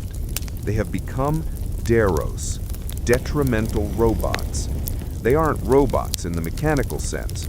They are biological automatons, degenerate humanoids who have lost their souls but kept their cruelty. Shaver learns that the Deros are not just hiding, they are active. They use the ancient ray mechanisms left by the Atlans to torment the surface population. They can project telog beams, telepathic augmentation signals that cause accidents, madness, and obsession. Shaver realizes that the sudden spikes in crime, the inexplicable plane crashes, and even the madness of the World War itself are being amplified by these sadistic creatures living beneath our cities. They are the trolls of legend, the demons of mythology, now operating super science machinery they barely understand. Shaver tries to tell his supervisor. He tries to tell the police. They laugh at him. They tell him he's working too hard. So Shaver does something reckless. He quits his job and goes looking for an entrance. Guided by the voices, which mock him and dare him to come closer, Shaver travels to a remote cave system near the East Coast. He finds a hidden door, camouflaged by holograms. He enters the underworld. What happens next is the subject of intense debate. Shaver claims he was captured. He describes being taken into a subterranean city lit by a pale artificial sun. He describes machines the size of skyscrapers that hum with a sound that makes your bones ache. He sees the Deros, short, bloated creatures with elephantine skin and eyes that glow with malice. They put him in a stim machine. It is a device designed to amplify sensation. For the Deros, who are bored and immortal, human pain is a drug. They torture him, not for information, but for entertainment. They beam his screams back to the surface to terrify other sensitives. But Shaver also meets the Teros, the integrative robots. These are the few remaining descendants of the ancients who try to keep the Deros in check. The Teros are the source of our myths about angels and spirit guides. They help Shaver escape. He returns to the surface, scarred and traumatized. He knows no one will believe him, so he writes it down. He writes a letter to Amazing Stories, a pulp science fiction magazine. He titles it A Warning to Future Man. The editor, Ray Palmer, reads the letter. He expects to throw it in the trash, but something about the detail, the frantic urgency of the descriptions, catches his eye. Palmer realizes that Shaver isn't writing fiction, he is writing a memoir. Palmer publishes the story as The Shaver Mystery.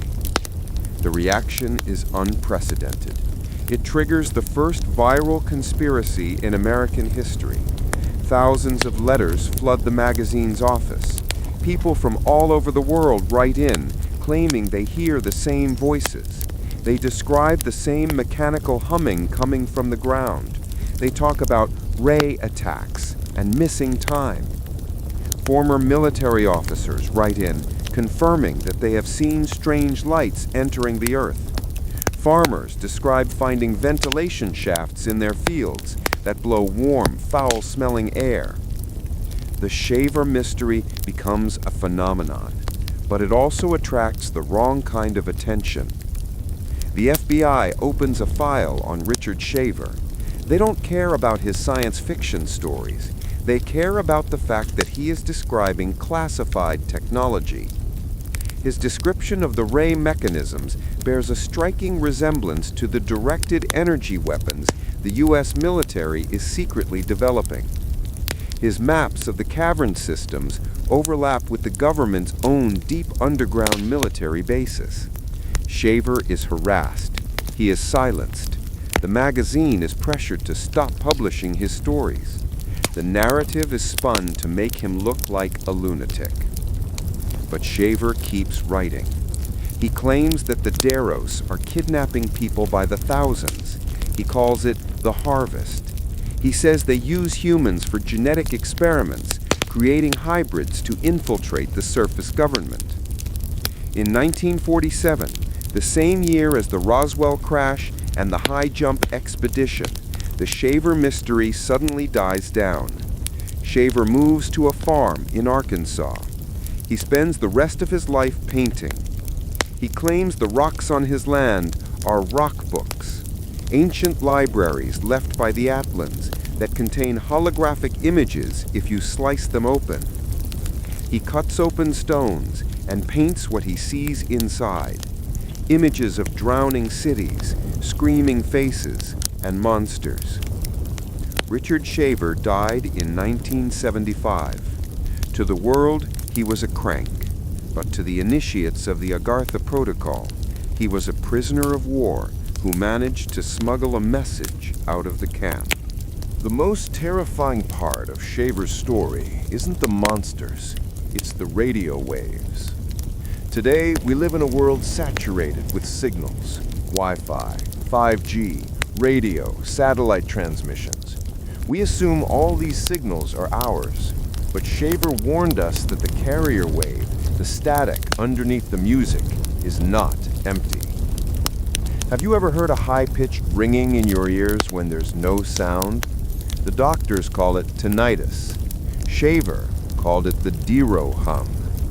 He said it was the sound of the mind control rays scanning your brain, looking for a weakness, looking for a way to push you toward anger, toward fear, toward chaos. We look at the brutality of the modern world, the senseless violence, the polarized hate, and we ask why humans behave this way. Shaver would say, we aren't behaving this way. We are being driven this way. We are puppets, dancing to a tune played by sadists living beneath the concrete of our cities. The factories in Detroit are quiet now. The welding machines are automated. But the signal hasn't stopped. It has just gotten stronger. The Shaver mystery asks a simple question. Are the thoughts in your head truly your own? Or are you just receiving a broadcast from the dark? This has been a file from the Shadow Dossier. Turn off your radio, listen to the silence, and pray that the silence doesn't start talking back. The official history books call it the United States Navy Antarctic Developments Program, 1946 to 1947. They tell us it was a scientific mission, a peaceful expedition designed to map the coastline of Antarctica, test military equipment in extreme cold, and consolidate American sovereignty over the frozen continent. They call it Operation Highjump. But ask yourself this: why would a scientific mission require an aircraft carrier? Why would it need 13 warships, a submarine, thousands of troops, and enough munitions to fight a small war? Why would the legendary Admiral Richard E. Byrd, the man who had already seen the green lands beyond the pole 20 years prior, be given command of a naval armada to look at ice? The answer is simple. Operation Highjump was not an expedition. It was an invasion. It was the largest military strike force ever assembled to attack a target that did not appear on any enemy map. The United States Navy wasn't going south to hunt for whales or weather patterns. They were going to hunt the Agarthans. They were going to kick down the door to the inner earth and force the subterranean civilization to surrender. It was the only war the United States ever lost in 20 minutes. The year is 1946. The Second World War is over. The Nazis have been defeated. The Japanese Empire has fallen. The United States stands as the undisputed superpower of the world, armed with the atomic bomb and the most powerful navy in history. But in the halls of the Pentagon, there is no celebration. There is panic. Secretary of the Navy James Forrestal has received intelligence that the Foo Fighters, the mysterious glowing orbs that plagued Allied pilots over Germany and the Pacific, were not secret Nazi weapons. They were reconnaissance drones, and they were launching from the South Pole. The Agartha Protocol, the secret containment policy established by Thomas Jefferson, was failing. The entities from below were surfacing. They were watching our nuclear tests. They were disabling our bombers. The government realized that the treaty implied by the silence of the last century was over. So they mobilized Task Force 68. Admiral Byrd was pulled out of retirement. He was the only man who knew the terrain. He knew where the Rainbow City lay. He knew the coordinates of the entrance. But this time, he wasn't going with a co-pilot and a camera. He was going with the USS Philippine Sea, a Casablanca-class aircraft carrier loaded with the latest warplanes. He was going with the USS Senate, a submarine designed to hunt in deep water. He was going with 4,700 men who were told they were going on a cold weather training exercise. They left Norfolk, Virginia in December. The mood on the ships was tense. The sailors whispered rumors. They had heard stories about what Byrd had seen in 1926. They talked about the holes at the poles. They talked about the Germans who had supposedly built a base in Neuschwabenland, searching for the same entrance. As the fleet crossed the Antarctic Circle, the environment began to fight them. The seas became violent, tossing the destroyers like toys. The ice pack was thicker than recorded history had ever shown. It was as if the continent itself was hardening, bracing for an attack. On January 27, 1947, the fleet established a base of operations on the Ross Ice Shelf. They called it Little America 4. They built an airstrip on the ice. They unpacked the Martin PBM marine flying boats and the Douglas RD-4 transport planes.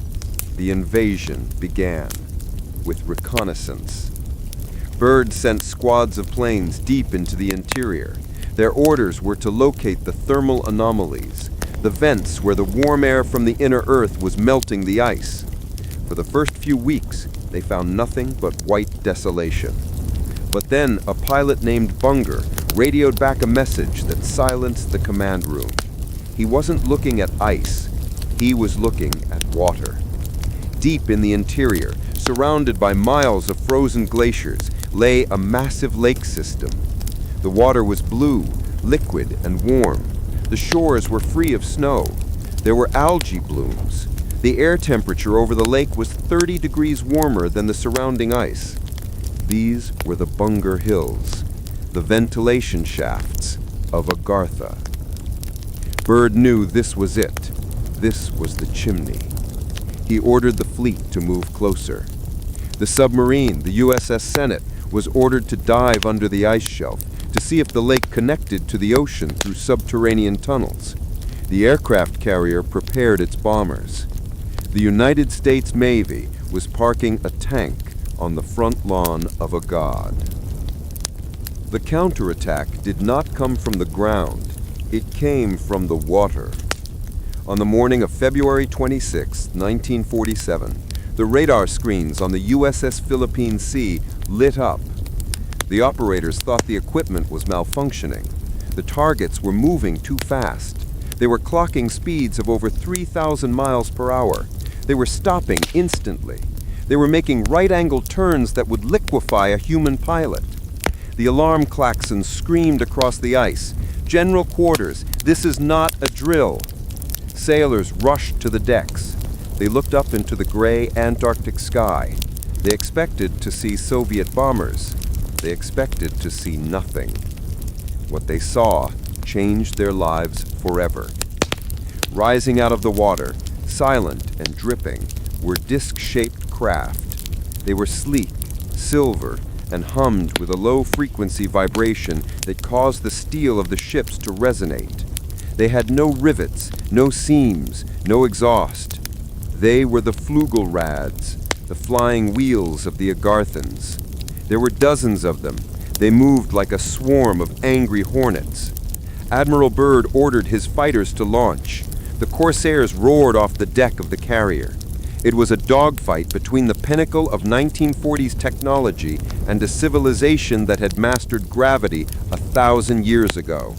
It wasn't a battle. It was a slaughter. The Agarthan discs didn't use bullets.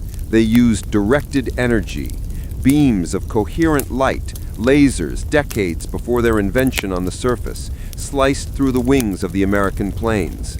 The Corsairs simply disintegrated in midair. There was no fire, no smoke, just matter turning into dust.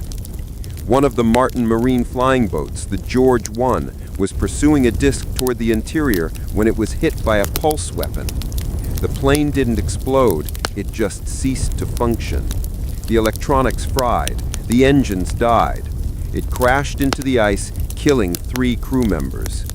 The official report said it exploded due to fuel fumes. The survivors knew better. They saw the beam. On the water, the destroyers opened fire with their anti-aircraft guns. The shells exploded harmlessly against the energy shields of the saucers. Then the saucers turned their attention to the ships. A beam hit the destroyer USS Murdoch. It melted the forward gun turret into a puddle of glowing slag in seconds. The heat was so intense it boiled the paint off the hull. The sailors jumped into the freezing water to escape the thermal radiation. But the most terrifying moment came for the submarine, the USS Senate. It was submerged, hunting for the tunnel. The sonar operator heard a sound. It wasn't a propeller. It was a screeching mechanical roar coming from the deep. Something massive was rising from the abyss. The Senate was hit by a shock wave of water pressure. It was tossed like a leaf in a storm. The hull buckled. The captain blew the ballast tanks, surfacing in an emergency breach. As the sub broke the surface, the crew saw it. A massive, cigar-shaped mothership, hovering silently over the fleet. It was the size of a city block. It blocked out the sun. Admiral Byrd stood on the bridge of the command ship. He watched his fleet burning. He watched his planes falling out of the sky like dead birds. He realized the arrogance of his mission. He had brought guns to a fight against wizards. He grabbed the radio. "All ships, disengage, retreat, get us out of here." The retreat was chaotic. The armada turned north, fleeing the ice. The saucers chased them for 100 miles, buzzing the towers of the carrier, demonstrating their superiority. They could have sunk the entire fleet. They could have killed every man. But they didn't. They let them go. It was a message. Leave and do not come back. Operation Highjump was supposed to last 6 months. It ended in 6 weeks. The fleet limped back to the United States, battered, broken, and terrified. The cover-up began before they even docked. The casualties were listed as accidents due to extreme weather. The film footage of the battle was confiscated by intelligence officers and locked in the deepest vault of the Pentagon. The sailors were threatened with court-martial and treason if they ever spoke a word of the flying flapjacks they had seen. But Admiral Byrd was a man of honor, and he was shaken to his core. On his way back, the fleet stopped in Santiago, Chile. Byrd gave an interview to a reporter from the newspaper El Mercurio. In a moment of candor, or perhaps a disparate warning to the world, he dropped the veil. He is quoted on record saying, "It is necessary for the USA to take defensive actions against enemy air fighters which come from the polar regions. The United States could be attacked by fighters that are able to fly from one pole to the other with incredible speed." He wasn't talking about the Russians. The Russians didn't have supersonic aircraft in 1947. He was talking about the inner Earth. When Byrd returned to Washington, he was hospitalized. The official reason was exhaustion. In reality, he was being interrogated. He was interrogated by the Majestic 12, the secret committee formed to handle the alien presence. Secretary of Defense James Forrestal, the man who had authorized the mission, began to crack. He had seen the classified reports. He knew that the United States was defenseless against the power beneath the ice. He started talking about the little men and the coming war. The government couldn't afford a loose cannon. Forrestal was admitted to Bethesda Naval Hospital for depression. On May 22, 1949, he fell from a 16th floor window. The official ruling was suicide. The Shadow Dossier reveals he was pushed. He was silenced because he was about to reveal the Agartha Protocol to the public. Operation Highjump changed everything. It forced the world powers to sign the Antarctic Treaty in 1959. They didn't ban military activity in Antarctica to protect the penguins. They banned it because the Agarthans ordered them to. The continent was declared a demilitarized zone not by the UN, but by the landlords living downstairs. Today, if you try to sail south of the 60-degree latitude without a permit, you will be intercepted by a warship. If you try to fly over the pole, your GPS will be scrambled. The no-fly zone is still there, and the enemy is still there. Recent whistleblowers have spoken of Ice Cube, the neutrino observatory at the South Pole. They say the sensors aren't just looking at deep space. They are looking down. They are tracking the traffic of the massive craft that still enter and exit the polar vents. Operation Highjump was the last time we tried to fight them. Now we just try to hide them. We look at the map of Antarctica and see a white, empty void. But beneath that ice lies the wreckage of American fighter planes, the frozen bodies of sailors who saw too much, and the entrance to a world that makes our surface civilization look like a primitive village. We poked the bear in 1947, and we are lucky it only swatted us away. This has been a file from the Shadow Dossier. The ice is not a wall, it is a gate, and it is locked from the inside. On the night of February 20th, 1954, President Dwight D. Eisenhower disappeared. He was on a vacation in Palm Springs, California. The press corps was told he had chipped a tooth while eating chicken and had been rushed to a local dentist. The Associated Press even ran a wire story the next morning confirming the dental emergency. But that story was retracted hours later. For 12 hours, the leader of the free world was missing. Rumors swirled. Some said he had a heart attack. Some said he had died. But the truth, buried in the deepest archives of the intelligence community, is far stranger. Eisenhower didn't go to a dentist. He went to Holloman Air Force Base in New Mexico. And he didn't go there to fix a tooth. He went there to sign a treaty. This was not a meeting with the Soviets. It was not a meeting with the British. It was the first diplomatic summit between the surface world and the inner world. The Agartha Protocol, the containment strategy that had defined American history for a century and a half, was about to become a formal alliance. The context is crucial.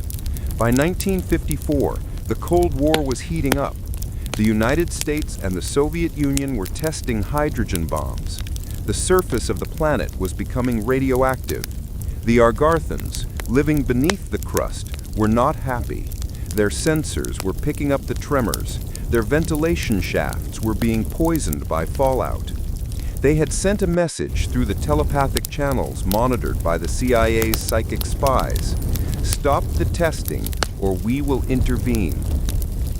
Eisenhower, a five-star general who had seen the horrors of war, knew he couldn't win a fight against a civilization that could disable his nuclear arsenal with a thought. He agreed to talk. The meeting at Holloman was unlike anything in human history. The base was locked down. The air traffic was grounded. Witnesses, airmen who were later silenced or discredited, described seeing 3 disc-shaped craft descend from the sky. They didn't land like airplanes. They floated down like leaves, silent and graceful. These were the diplomatic envoys of Agartha. Eisenhower met them on the tarmac. He walked out to the lead craft alone, followed only by a few trusted advisors and a telepathic translator. The ramp lowered. The beings that emerged were not the monstrous Duros described by Richard Shaver, nor were they the gray aliens of pop culture. They were the Nordics. Tall, human-like, with pale skin and hair the color of spun gold. They wore tunics that shimmered with a light that seemed to come from within the fabric. They did not speak with their mouths. Their voices resonated directly in Eisenhower's mind. The negotiation took place in a secure hangar. The Agarthans made their demands clear. They wanted the nuclear testing to stop. They warned that the splitting of the atom was damaging the energetic grid of the planet, causing instability in the core. They showed Eisenhower holographic projections of a future where the Earth was a burnt cinder, destroyed by human folly. But Eisenhower was a pragmatist. He knew he couldn't just disarm. If the U.S. stopped testing, the Soviets would continue, and America would be vulnerable. He explained the concept of mutually assured destruction. The Agarthans, with a sadness that unnerved the president, accepted the logic of the surface dwellers' fear. So they offered a compromise, a treaty. It became known as the Greada Treaty. The terms were simple but terrifying. The Agarthans would not invade the surface. They would not interfere in human politics. In exchange, the United States government would allow them to conduct biological sampling. They could take cattle. They could take genetic material. And in limited numbers, they could take humans. The humans would be returned with their memories wiped. The Agarthans claimed they needed to study our genetics to track the degradation caused by the surface radiation. They claimed they were archiving us, saving our DNA in case we destroyed ourselves. Eisenhower was horrified. He didn't want to sign away the rights of his citizens, but the alternative was war. A war against an enemy that could fly circles around his jets and melt his tanks. A war that would happen while the Soviets were breathing down his neck. He signed. The treaty also included technology transfer. the Agarthans agreed to give the U.S. military limited access to their anti-gravity propulsion and fiber optics technology. This is why, in the years following 1954, technology exploded. The integrated circuit, the laser, the stealth bomber, these weren't just products of human ingenuity. They were the crumbs falling from the Agarthan table. But there was a catch. The Agarthans warned Eisenhower about another group. They called them the Greys, a different faction, potentially extraterrestrial, or from a deeper, darker level of the inner Earth, who were also visiting the surface. The Agarthans said, "Do not trust them. They do not have a soul." Eisenhower left Holloman a changed man. He had secured peace, but at a terrible price. He had legalized the abduction of his own people. In the years that followed, the consequences of the treaty became clear. The cattle mutilations began, surgical, bloodless excisions that baffled law enforcement. People started reporting missing time. They would be driving on a lonely road, see a light, and wake up hours later with scars they couldn't explain. The memory wipes were not perfect. The trauma remained. Eisenhower tried to control the situation. He set up secret committees, Majestic 12, the Jason Society, to oversee the treaty and manage the technology transfer. But he soon realized he had lost control. The military-industrial complex, the very entity he warned against in his farewell address, had taken over the relationship with the Agarthans. They didn't care about the abductions. They only cared about the weapons. Rumors persist that Eisenhower tried to back out of the deal in 1958. He allegedly threatened to invade the secret base at Area 51, where the Agarthan liaisons were working, if the scientists didn't reveal what they were really doing. He was stonewalled by his own generals. The dentist story held for decades, but the cracks in the cover-up are visible if you know where to look.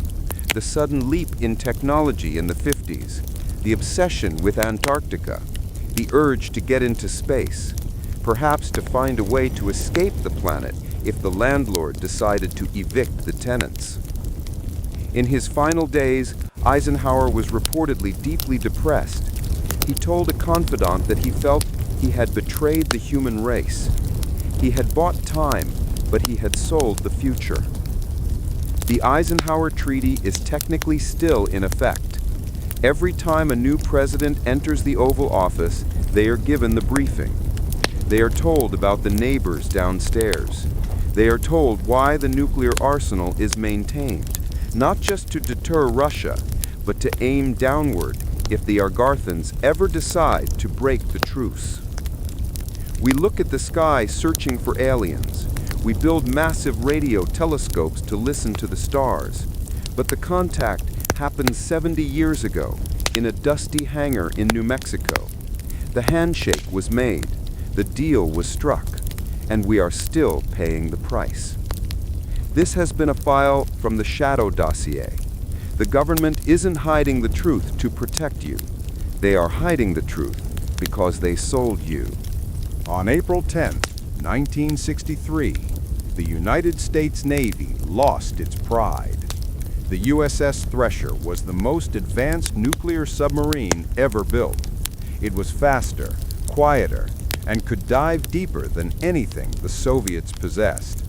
It was the apex predator of the ocean. And then, in the span of a few minutes, it was gone. The official inquiry states that a brazed piping joint failed in the engine room, spraying water onto the electrical panels, causing a reactor shutdown. The submarine, heavy and powerless, sank below its crush depth and imploded. It is a tragedy of engineering failure. But the Shadow Dossier reveals that the Thresher did not sink because of a loose pipe.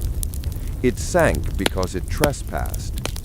It was sent on a classified mission that did not appear in the logbooks, a mission to test the perimeter of the Agartha Protocol. The Thresher wasn't testing its depth limit. It was testing a door, and there was something waiting on the other side. To understand the Thresher incident, you must understand the context of the 1960s. The Eisenhower Treaty was nearly a decade old. The United States had an uneasy truce with the subterranean civilization, but the military-industrial complex was paranoid. They feared the Agarthans were expanding their undersea territories. Intelligence reports indicated that the USOs, unidentified submerged objects, were using the mid-Atlantic ridge as a highway. There were rumors of a secondary entrance to the inner world, hidden deep within the fracture zones of the Atlantic floor. The Navy wanted to know if they could sneak a sensor drone into that entrance. They needed a ship capable of unprecedented depths. They built the Thresher. On the morning of April 10th, the Thresher is 220 miles east of Cape Cod. On the surface, the rescue ship, USS Skylark, is waiting. To the crew of the Skylark, this is a routine deep dive test. But aboard the Thresher, Lieutenant Commander John Harvey has a different set of orders in his safe. He is to take the boat down to 1,300 feet, officially its test depth. But once there, he is to engage the Phantom Drive, a classified silent-running propulsion system reverse-engineered from the Roswell crash. He is to proceed to a set of coordinates known as the fracture point. As the Thresher begins its descent, the mood is tense. The submarine is a marvel of technology, but the ocean is a crushing weight. At 400 feet, the hull groans. At 800 feet, the temperature drops. The sonar operators are listening intently. They aren't listening for Russian subs. They are listening for a specific frequency, the rhythmic, mechanical hum that characterizes Agarthan machinery. At 1,000 feet, they hear it. It starts as a low vibration, barely audible. Then it shifts. It sounds like heavy chains dragging across the ocean floor. The sonar screen lights up. There is a contact, but it isn't a ship. It is stationary, and it is massive. Commander Harvey orders the ship to level off. They are hovering at the edge of an underwater canyon that drops away into the abyss. This is the fracture point. The water here is strange. It shimmers with bioluminescence, but not from fish. The water itself is charged with ionization, bleeding up from the mantle. The Thresher deploys the sensor drone. The small wire-guided probe descends into the canyon. Through the grainy camera feed, the command center sees it. The walls of the canyon are not natural rock. They are smooth, cut obsidian, marked with the same geometric symbols found in the Kentucky bone maps and the caverns of the Civil War. It is a gate, and it is guarded. The sonar operator screams. A new contact has appeared. It didn't come from the surface. It detached itself from the canyon wall. This is the gatekeeper. It is not a saucer. It is a biomechanical construct shaped like a massive armored squid. It is larger than the submarine. Its hull is made of a dark, non-reflective material that absorbs the sonar pings. It moves without propellers, propelled by a silent displacement of water. The gatekeeper does not hail them. It does not ask for identification. The Thresher has crossed a line drawn in the treaty. The response is immediate and lethal. The creature machine emits a pulse. It isn't an explosive torpedo. It is a focused gravity wave. Inside the Thresher, the laws of physics tilt. The crew is thrown against the bulkheads. The reactor coolant pumps stop, not because of a mechanical failure, but because the liquid inside them freezes instantly. The reactor scrams. The lights die. The submarine is dead in the water, drifting 1,700 feet down. On the surface, the USS Skylark receives a garbled transmission. The history books say the message was exceeding test depth. The Shadow Dossier has the unredacted audio. Commander Harvey's voice is calm, but terrified.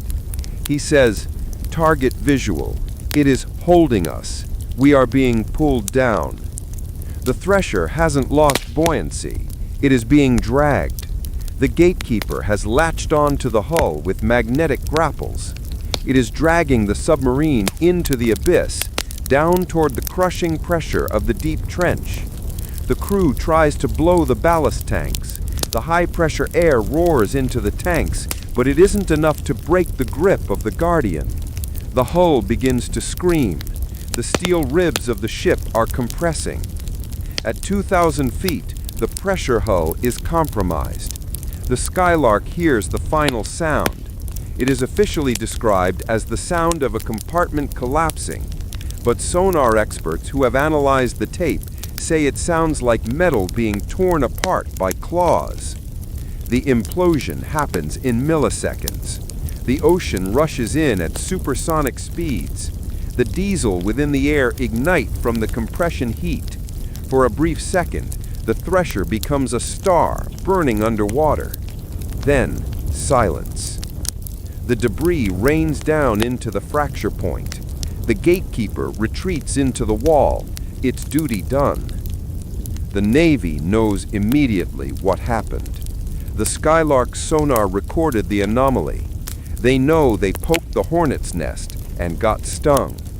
The cover-up is swift. The piping failure story is fabricated within hours. It is plausible, technical, and boring enough to satisfy the press. The families are told their sons died in a tragic accident. But the Navy is terrified. They have lost a nuclear reactor on the doorstep of the inner world. They worry the Agarthans will view this as an act of war. Years later, the famous oceanographer Robert Ballard is hired by the Navy. The public thinks he is looking for the Titanic. In reality, his classified mission is to find the wreck of the Thresher and the USS Scorpion, another sub lost under mysterious circumstances. When Ballard finds the Thresher, he notes that the debris field is scattered over a mile. The wreckage has been shredded. It doesn't look like a simple implosion. It looks like the ship was disassembled. The reactor compartment is intact, but the warheads are missing. The Agarthans cleaned up the mess. They took the nukes. The Thresher incident was the final attempt by the U.S. Navy to physically breach the underwater gates. After 1963, they stopped sending manned ships. They switched to remote drones and listening posts. The SOUS array, the system used to track Soviet subs, was retuned. It spends half its time listening to the fracture zones, tracking the massive, silent shapes that move in the deep. We look at the ocean and see a flat blue surface. We assume we are the masters of the sea, but the Thresher proved that we are merely guests in the wading pool. The deep end belongs to someone else.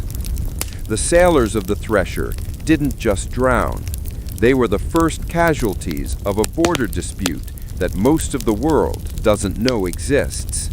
They are still down there, guarding the gate in death, a warning to anyone else who tries to knock on the door of the inner Earth.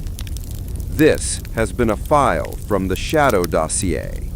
The pressure is rising. If you look at a satellite image of the Nevada test site today, it looks like the surface of the moon.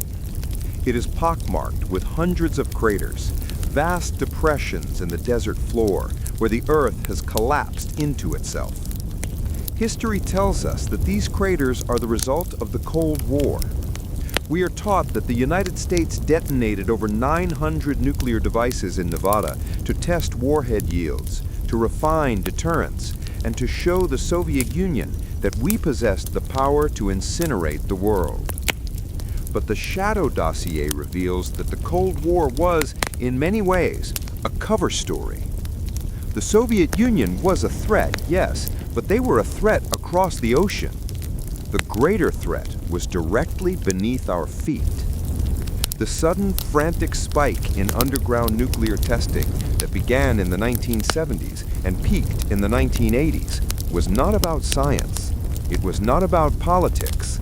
It was a bombardment. It was a scorched earth military campaign aimed at collapsing the transit tunnels of the Agarthans.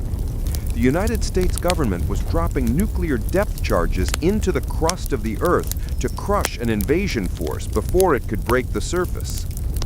This is the story of the seismic wars. To understand why the wars started, we must look at the geology of the American West. Beneath Nevada, Utah, and New Mexico lies a massive network of natural and artificial caverns. For centuries, the Agarthans used these maglev tunnels to move effortlessly beneath the continent. But in the late 1960s, intelligence gathered by the NSA's acoustic monitoring stations revealed a terrifying change in their behavior. The Agarthans were no longer just traveling, they were building. Seismic sensors picked up the rhythmic thumping of massive boring machines moving upward.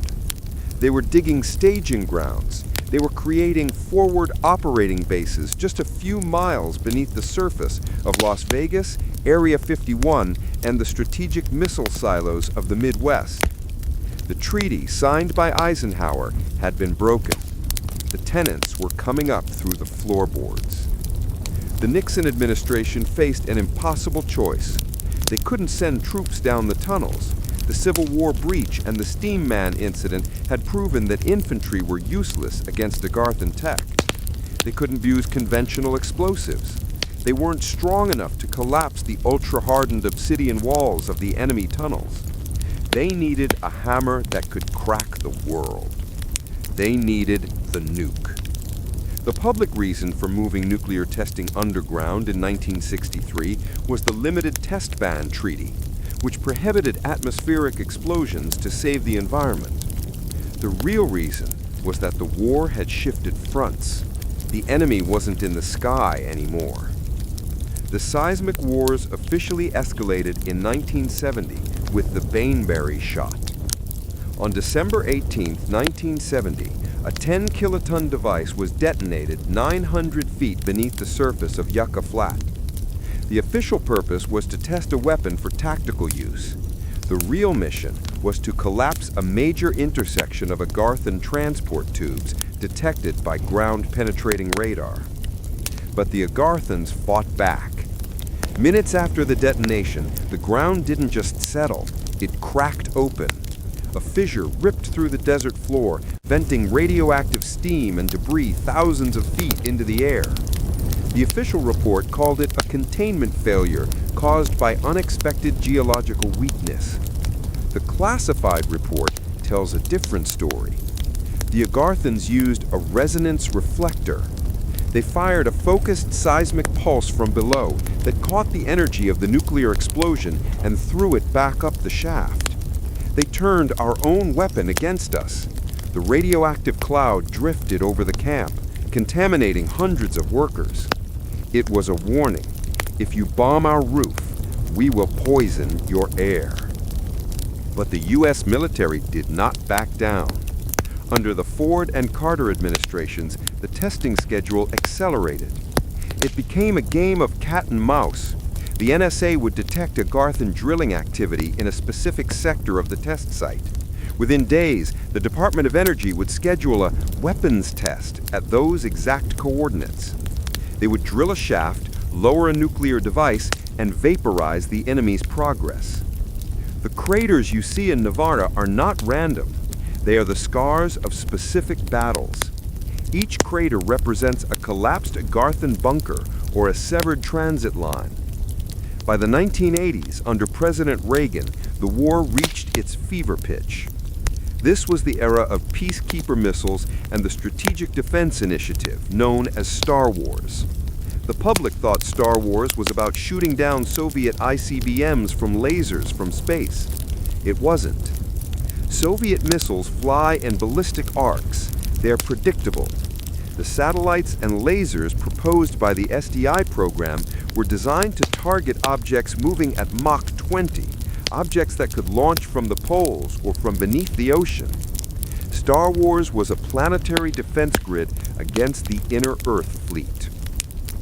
Down in the tunnels, the fighting was brutal. The Agarthans deployed Earth Shakers, machines that generated localized earthquakes. Throughout the 80s, California and Nevada experienced swarms of tremors that puzzled geologists because they didn't occur on known fault lines. These were artificial quakes aimed at destabilizing the foundations of American military bases. In 1982, a massive drilling rig in the test site mysteriously melted. The crew was found fused to the deck, similar to the Philadelphia experiment disaster. The Agarthans had used a scalar weapon to phase shift the rig out of reality. The U.S. retaliated with Operation Whetstone and Operation Grommet. These weren't just tests, they were salvos. In some weeks, multiple devices were detonated in rapid succession. The goal was to create a shatter zone, a layer of pulverized rock so unstable that the Agarthans could never tunnel through it again. The climax of the seismic wars came in the late 1980s. Intelligence indicated that the Agarthans were preparing a massive breach near the Groom Lake facility, Area 51. They intended to collapse the base from below and seize the surface technology stored there. The Department of Energy prepared the largest underground test in history. They drilled a shaft deeper than ever before, almost touching the roof of the Agarthan city. They lowered a device that was officially listed as a standard warhead, but in reality was a neutron-enhanced breaker designed to fracture the mantle for miles. The detonation was felt in Los Angeles. The ground at the test site heaved and fell. When the dust settled, the sensors went silent. The drilling noises stopped. The hum of the Agarthan machinery faded. The shatter zone had worked. The enemy's forward operating base had been crushed. But the cost was high. The structural integrity of the Nevada crust was compromised. The groundwater was poisoned. And the Agarthans had learned a valuable lesson. The surface dwellers were willing to destroy their own land to keep the secret. By 1992, the testing stopped. The Cold War ended, and with it the cover story for the detonations vanished. But the bombing didn't stop because of peace. It stopped because we ran out of safe places to shoot. The U.S. government realized that if they continued the bombardment, they risked triggering the San Andreas Fault or the Yellowstone supervolcano. They shifted tactics. Instead of nuclear hammers, they switched to the High-Frequency Active Auroral Research Program, or HAARP. Officially a weather station in Alaska, HAARP is capable of beaming massive amounts of energy into the ionosphere, which can then be reflected back down into the Earth. It is a seismic weapon that leaves no radiation. It is a scalpel instead of a sledgehammer. Today, the Nevada test site is quiet. The wind blows through the twisted metal of the observation towers. Tourists take bus tours to see the craters. They are told stories of physics and patriotism. But if you look at the seismic charts from the region, you will still see anomalies. You will see microquakes that occur at regular intervals, like a clock ticking. You will see thermal vents opening and closing in the desert floor. The war didn't end. It just went into a ceasefire. The tunnels are collapsed, but the civilization beneath them is still there. They are rebuilding. They are finding new routes. The sudden spike in sinkholes around the world, the strange humming sounds heard in Taos and Kokomo, these are the sounds of the Agarthans testing the perimeter, looking for a soft spot in the rock, looking for a way up that isn't guarded by a nuclear landmine. The seismic wars proved that humanity is willing to burn the house down to kill the termites. But what happens when the termites learn to eat the fire? We are walking on a battlefield that has been paved over. The silence of the desert is not peace, it is waiting. This has been a file from the Shadow Dossier. The Cold War was a diversion. The real heat is coming from below. If you have ever flown through Denver International Airport, you know that something is wrong. From the moment you approach the terminal, you are greeted by Blucifer, a 32-foot-tall blue Mustang with glowing red eyes that literally killed its creator when it fell on him. Inside, you walk past murals depicting biological warfare, dead children, and a soldier in a gas mask stabbing a dove. You see gargoyles sitting in suitcases near baggage claim. For 30 years, conspiracy theorists have claimed that the airport is the headquarters of the Illuminati, or a Freemason temple, or a secret bunker for the global elite to hide in during the apocalypse. The Shadow Dossier reveals that these theories are almost correct, but they are thinking too small. The Denver International Airport is not a bunker, it is a fortress. It is a blockade. It was built in the middle of nowhere on a massive budget that ran $2 billion over because it sits directly on top of the largest Agarthan exit point in North America. The story begins in the late 1980s. The seismic wars in Nevada had ended in a stalemate. The tunnels were collapsed, but the Agarthans were finding new routes. Intelligence reports indicated that a massive maglev transit hub was being constructed by the subterranean civilization beneath the plains of Colorado. They were preparing to breach the surface near Denver. The U.S. government needed to secure the site. They couldn't just build a military base. A new Area 51 would draw too much attention near a major city. They needed a cover story that would explain the massive earth moving, the deep excavation, and the constant presence of security. They decided to build an airport. The construction of DIA was a logistical nightmare. It was built 25 miles away from the city, on flat land that required moving 110 million cubic yards of earth. Why? Because they weren't just grading a runway, they were digging a trench. They were excavating down to the bedrock to intercept the Agarthan tunnels. Workers reported strange things. They were ordered to build 5 massive buildings, complete with electrical and ventilation systems, and then bury them. The official explanation was that the plans had changed. The truth is, those buried buildings are the lower levels of the fortress. They are the containment zones. The most famous anomaly of the airport is the automated baggage system. It was a disaster. It chewed up luggage, misdirected bags, and cost millions. The airport opened 16 months late because of it. But the baggage system was a decoy. The tunnels were never meant for suitcases. They were built large enough for trucks. They connect the buried bunkers to the surface. And the malfunctions were often cover stories for skirmishes in the tunnels. When the system ate a bag, it was often because a tunnel had been breached by an Agarthan scout and had to be purged with flamethrowers. And then there are the murals. Artist Leo Tanguma claims his paintings tell a story of war and peace. But look closer. One mural shows a soldier in a gas mask killing the dove of peace. Another shows children of all nations gathering around a glowing alien plant. A third shows open caskets. These are not metaphors. They are a history lesson and a warning. The mural of the soldier represents the Agarthan cleansing, the biological warfare they threatened to unleash if the treaty was broken. The glowing plant represents the inner sun technology. The children gathering are not celebrating, they are surrendering. The murals were placed there by the White Hats within the intelligence community, a faction that wanted to warn the public. They knew they couldn't speak the truth, so they painted it on the walls. They hid the Agartha Protocol in plain sight. But the strangest feature of the airport is the capstone. In the Great Hall, there is a Masonic dedication stone. It lists the New World Airport Commission as the builder. No such organization exists. But if you look at the keypad on the stone, it contains Braille.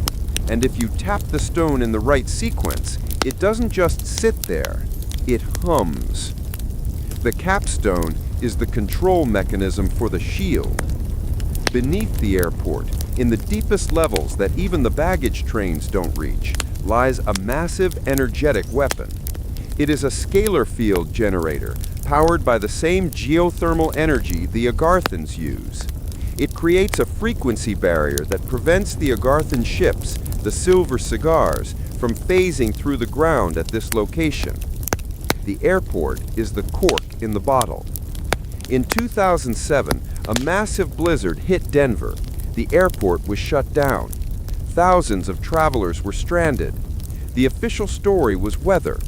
The Shadow Dossier reveals that the shield generator had failed. The Agarthans attempted a breach. For 6 hours, Special Forces units fought a close-quarters battle in the maintenance tunnels. Travelers reported hearing explosions and seeing men in hazmat suits running through the concourse. They were told it was a training exercise. It was a containment breach. The Blucifer statue, the Mustang that killed its creator, it wasn't an accident. Luis Jimenez, the sculptor, was killed when a piece of the statue fell and severed an artery in his leg. But friends say he had been acting strange before his death. He claimed the statue was cursed. He said he saw it move. The statue stands guard at the entrance.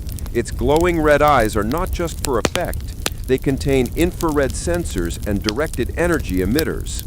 Blucifer isn't art. It is an automated sentry turret designed to watch the road for any vehicles that don't belong. Today, Denver International Airport is one of the busiest in the world.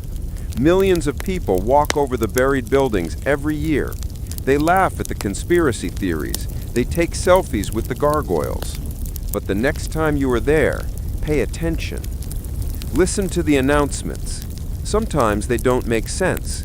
Sometimes you will hear a code that sounds like gibberish. Look at the floor. In the main terminal, there are strange markings in the terrazzo floor.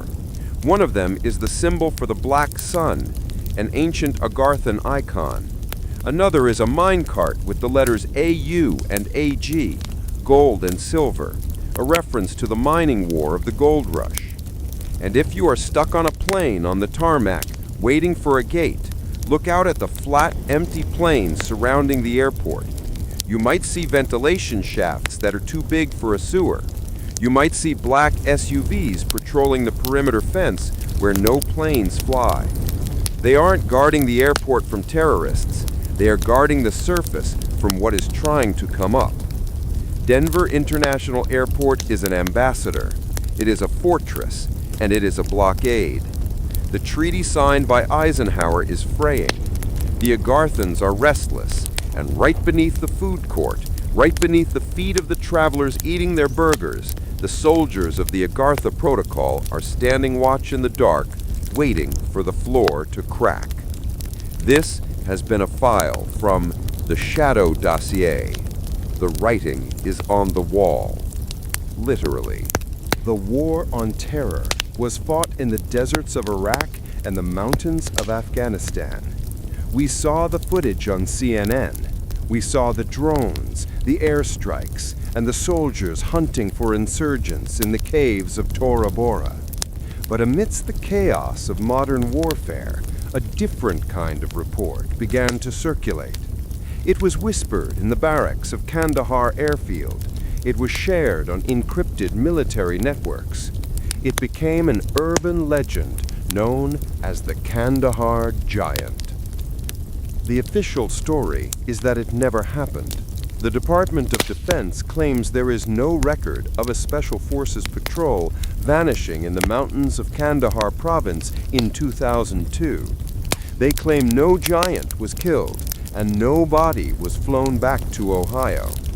But the Shadow Dossier reveals that the Kandahar Giant was not a myth. It was a breach. It was the first time in modern history that a surface military unit engaged an infantry soldier of the inner Earth. And it proved that the Agarthans were no longer just defending their tunnels, they were patrolling the surface. The year is 2002. The U.S. military is sweeping the remote valleys of Afghanistan, looking for high-value targets. A patrol of Green Berets is sent to a desolate region to search for a missing unit. The missing team had gone radio silent days before. Their last transmission was garbled, filled with static, and what sounded like the grinding of rocks. The rescue team lands by Chinook helicopter. The terrain is brutal, steep cliffs, jagged rocks, and caves that go on forever. They find the trail of the lost unit. It leads up a goat path toward a massive cave entrance halfway up a mountain. As they approach the cave, they see the equipment. Backpacks, radios, and rifles are scattered on the ground. They are smashed. It looks like they were hit by a wrecking ball. Then they smell it. The soldiers describe a stench like rotting corpses and burning musk. It is overwhelming. They take up positions outside the cave. They call out, but the only answer is a low, guttural growl that vibrates in their chests. Then the creature emerges. It isn't human.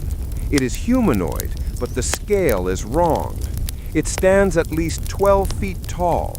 It has bright red hair, a double row of teeth, and 6 fingers on each hand. It is wearing a primitive tunic made of animal hides, but on its wrists are metal bands, the same gray, shimmering metal found in the California mines and the Roswell crash. The giant is holding a spear, but this isn't a stick with a rock on it. The tip of the spear is glowing. It moves with terrifying speed. Before the soldiers can react, the giant impales one of the men, lifting him into the air like a doll. The team opens fire. They are carrying M4 carbines and SAW machine guns. They unleash a wall of lead. The bullets hit the giant, but they don't stop it. It roars, a sound that shatters the eardrums of the nearest soldier. It seems to absorb the kinetic energy. It takes a shot to the face, losing part of its jaw, but it keeps coming. It takes 30 seconds of sustained automatic fire to bring it down. Finally, a sniper puts a .50 caliber round through its eye. The giant collapses, shaking the ground. The soldiers are in shock. They check their fallen comrade, but he is gone. They look at the monster lying on the dust. It smells like sulfur. The radio operator calls for an extraction. Eagle 1, we have a situation. We have a giant. I repeat, a giant. The response from command is immediate and strange. They don't ask for details. They don't ask for a sit rep. They give a code word. Secure the perimeter. Do not enter the cave. A recovery team is inbound. The recovery team that arrives isn't a medevac. It is a black helicopter with no markings. Men in gray tactical gear, wearing rebreathers, jump out. They don't look at the dead soldier. They go straight for the giant. They wrap the massive body in a silver thermal tarp. They use a cargo net to lift it. The Chinook struggles with the weight. It is estimated to weigh over 1,000 pounds. The Green Berets are ordered to sign non-disclosure agreements before they even get back to base. They are told to forget what they saw. They are told it was a feral bear or a hallucination caused by mountain altitude. But soldiers talk.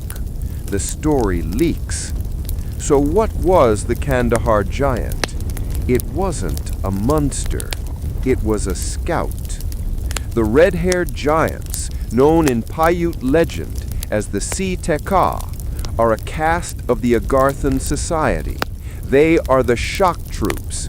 They are bred for surface operations because their physiology can handle the lower air pressure and the radiation of the sun better than the pale underground elites. The cave in Kandahar wasn't just a hole in the rock. It was a ventilation shaft for a forward operating base. The Agarthans have been using the chaos of the wars in the Middle East as cover. While humans fight humans on the surface, the inner Earth armies are securing the high ground. Why Afghanistan? Why now? Because Afghanistan is the graveyard of empires for a reason. Its geology is riddled with ancient tunnel systems. Alexander the Great wrote about them. Genghis Khan avoided them. The U.S. military found them. The giant was guarding something. The Shadow Dossier suggests that deep inside that cave was a Vimana, an ancient flying machine left behind by the Atlans. The Agarthans were trying to retrieve it before the U.S. forces found it. The body of the giant was flown to a secret facility in Ohio, likely Wright-Patterson Air Force Base. There, geneticists studied its DNA. They found that it shared markers with humans, but also with something else, something reptilian. The Kandahar incident changed the rules of engagement. The military realized that standard 5.56 ammunition was useless against these entities. This is why the military began pushing for heavier calibers and directed energy weapons in the mid-2000s. They weren't preparing for insurgents, they were preparing for the giants. Since 2002, there have been other sightings. In the Solomon Islands, in the caves of Peru. The scouts are surfacing. They are testing our defenses. The giant of Kandahar was alone, but he has brothers, and they are waiting for the order to march. This has been a file from the Shadow Dossier. The mountains have eyes, and they are looking down at us. For 2 centuries, the United States government has fought a silent war. From the bones found by Jefferson to the tunnels collapsed by nuclear fire in Nevada, the objective has always been containment. Keep them down. Keep the door closed. Keep the public asleep. But containment has failed. Look at your compass. Magnetic north is moving. For centuries it drifted slowly, but in the last decade it has started to sprint. It is racing from the Canadian Arctic toward Siberia at 35 miles per year. Scientists tell you this is a natural cycle of the Earth's core. They talk about molten iron and fluid dynamics. They are lying. The core isn't shifting. The core is waking up. The sudden acceleration of the magnetic pole is not a geological event. It is a technological one. The Agarthan civilization has activated the polar magnets, massive planet-sized generators located at the north and south openings. They are realigning the Earth's grid. They are preparing the battlefield. The Agartha Protocol, the treaty signed by Eisenhower in 1954, has expired. The lease is up, and the landlords are evicting us. This brings us to the present day. The signs are everywhere if you know how to read the static. In the skies, the UFO phenomenon has changed. We aren't just seeing lights anymore. We are seeing tic-tacs and cubes within spheres. These craft are engaging our Navy pilots off the coast of San Diego and Virginia. They are demonstrating that they own the water and the air. The Pentagon calls them unidentified aerial phenomena. The Shadow Dossier calls them the Vanguard. Under the ground, the hum is getting louder. In places like Taos, New Mexico, and Windsor, Ontario, citizens report a low-frequency vibration that never stops. It drives people mad. It causes nausea. This is the sound of the Agarthan boring machines, the subterranes, widening the ancient tunnels, preparing them for heavy transport. And in the climate, we see chaos. The jet streams are breaking. The ocean currents are stalling. We blame carbon emissions, and while we are certainly poisoning our own air, the rapid destabilization of the weather is a side effect of the inner sun flaring. The inner sun is not a star. It is a fusion reactor suspended in the center of the hollow cavity. For millennia, it has been stable, but now it is pulsing. It is sending waves of charged particles up through the crust, heating the oceans from the bottom up. This is why the ice caps are melting from below. It isn't just global warming, it is Agarthan terraforming. They are changing the surface environment to match their own. They are making it warmer, wetter, and more radioactive. They are preparing it for their arrival. So, what happens next? The pole shift is the countdown. When magnetic north aligns with the specific coordinates of the Agarthan capital, Shambhala, the veil will drop. The electronic camouflage that hides the polar openings from our satellites will fail. We will look at Google Earth and see the holes. But by then, it will be too late. The invasion will not come from the stars. It will come from the subway tunnels, the caves, the basements, and the deep trenches of the ocean. The red-haired giants of Kandahar were just the scouts. The gray drones of the Civil War were just the infantry. The next wave will bring the masters, the telepathic elites who can override the human mind with a thought. The Denver Airport Fortress is fully operational. The elite know what is coming. They have their bunkers. They have their seeds. They are ready to hide while the surface is cleansed. But there is a variable they didn't account for. You. The Agartha Protocol relied on secrecy. It relied on the human population believing that we were alone on this rock. By opening these files, by listening to this history, the containment is broken. We know they are there, and knowing is the first step of resistance. The earth is shaking. The compass is spinning. The sun beneath our feet is rising. The war that started with a bone in 1801 is about to end. We are not the owners of this world, but we are the occupants. And if they want our home, they're going to have to dig through 7 billion of us to get it. This has been the Shadow Dossier. The file is closed. The war is open. Good luck.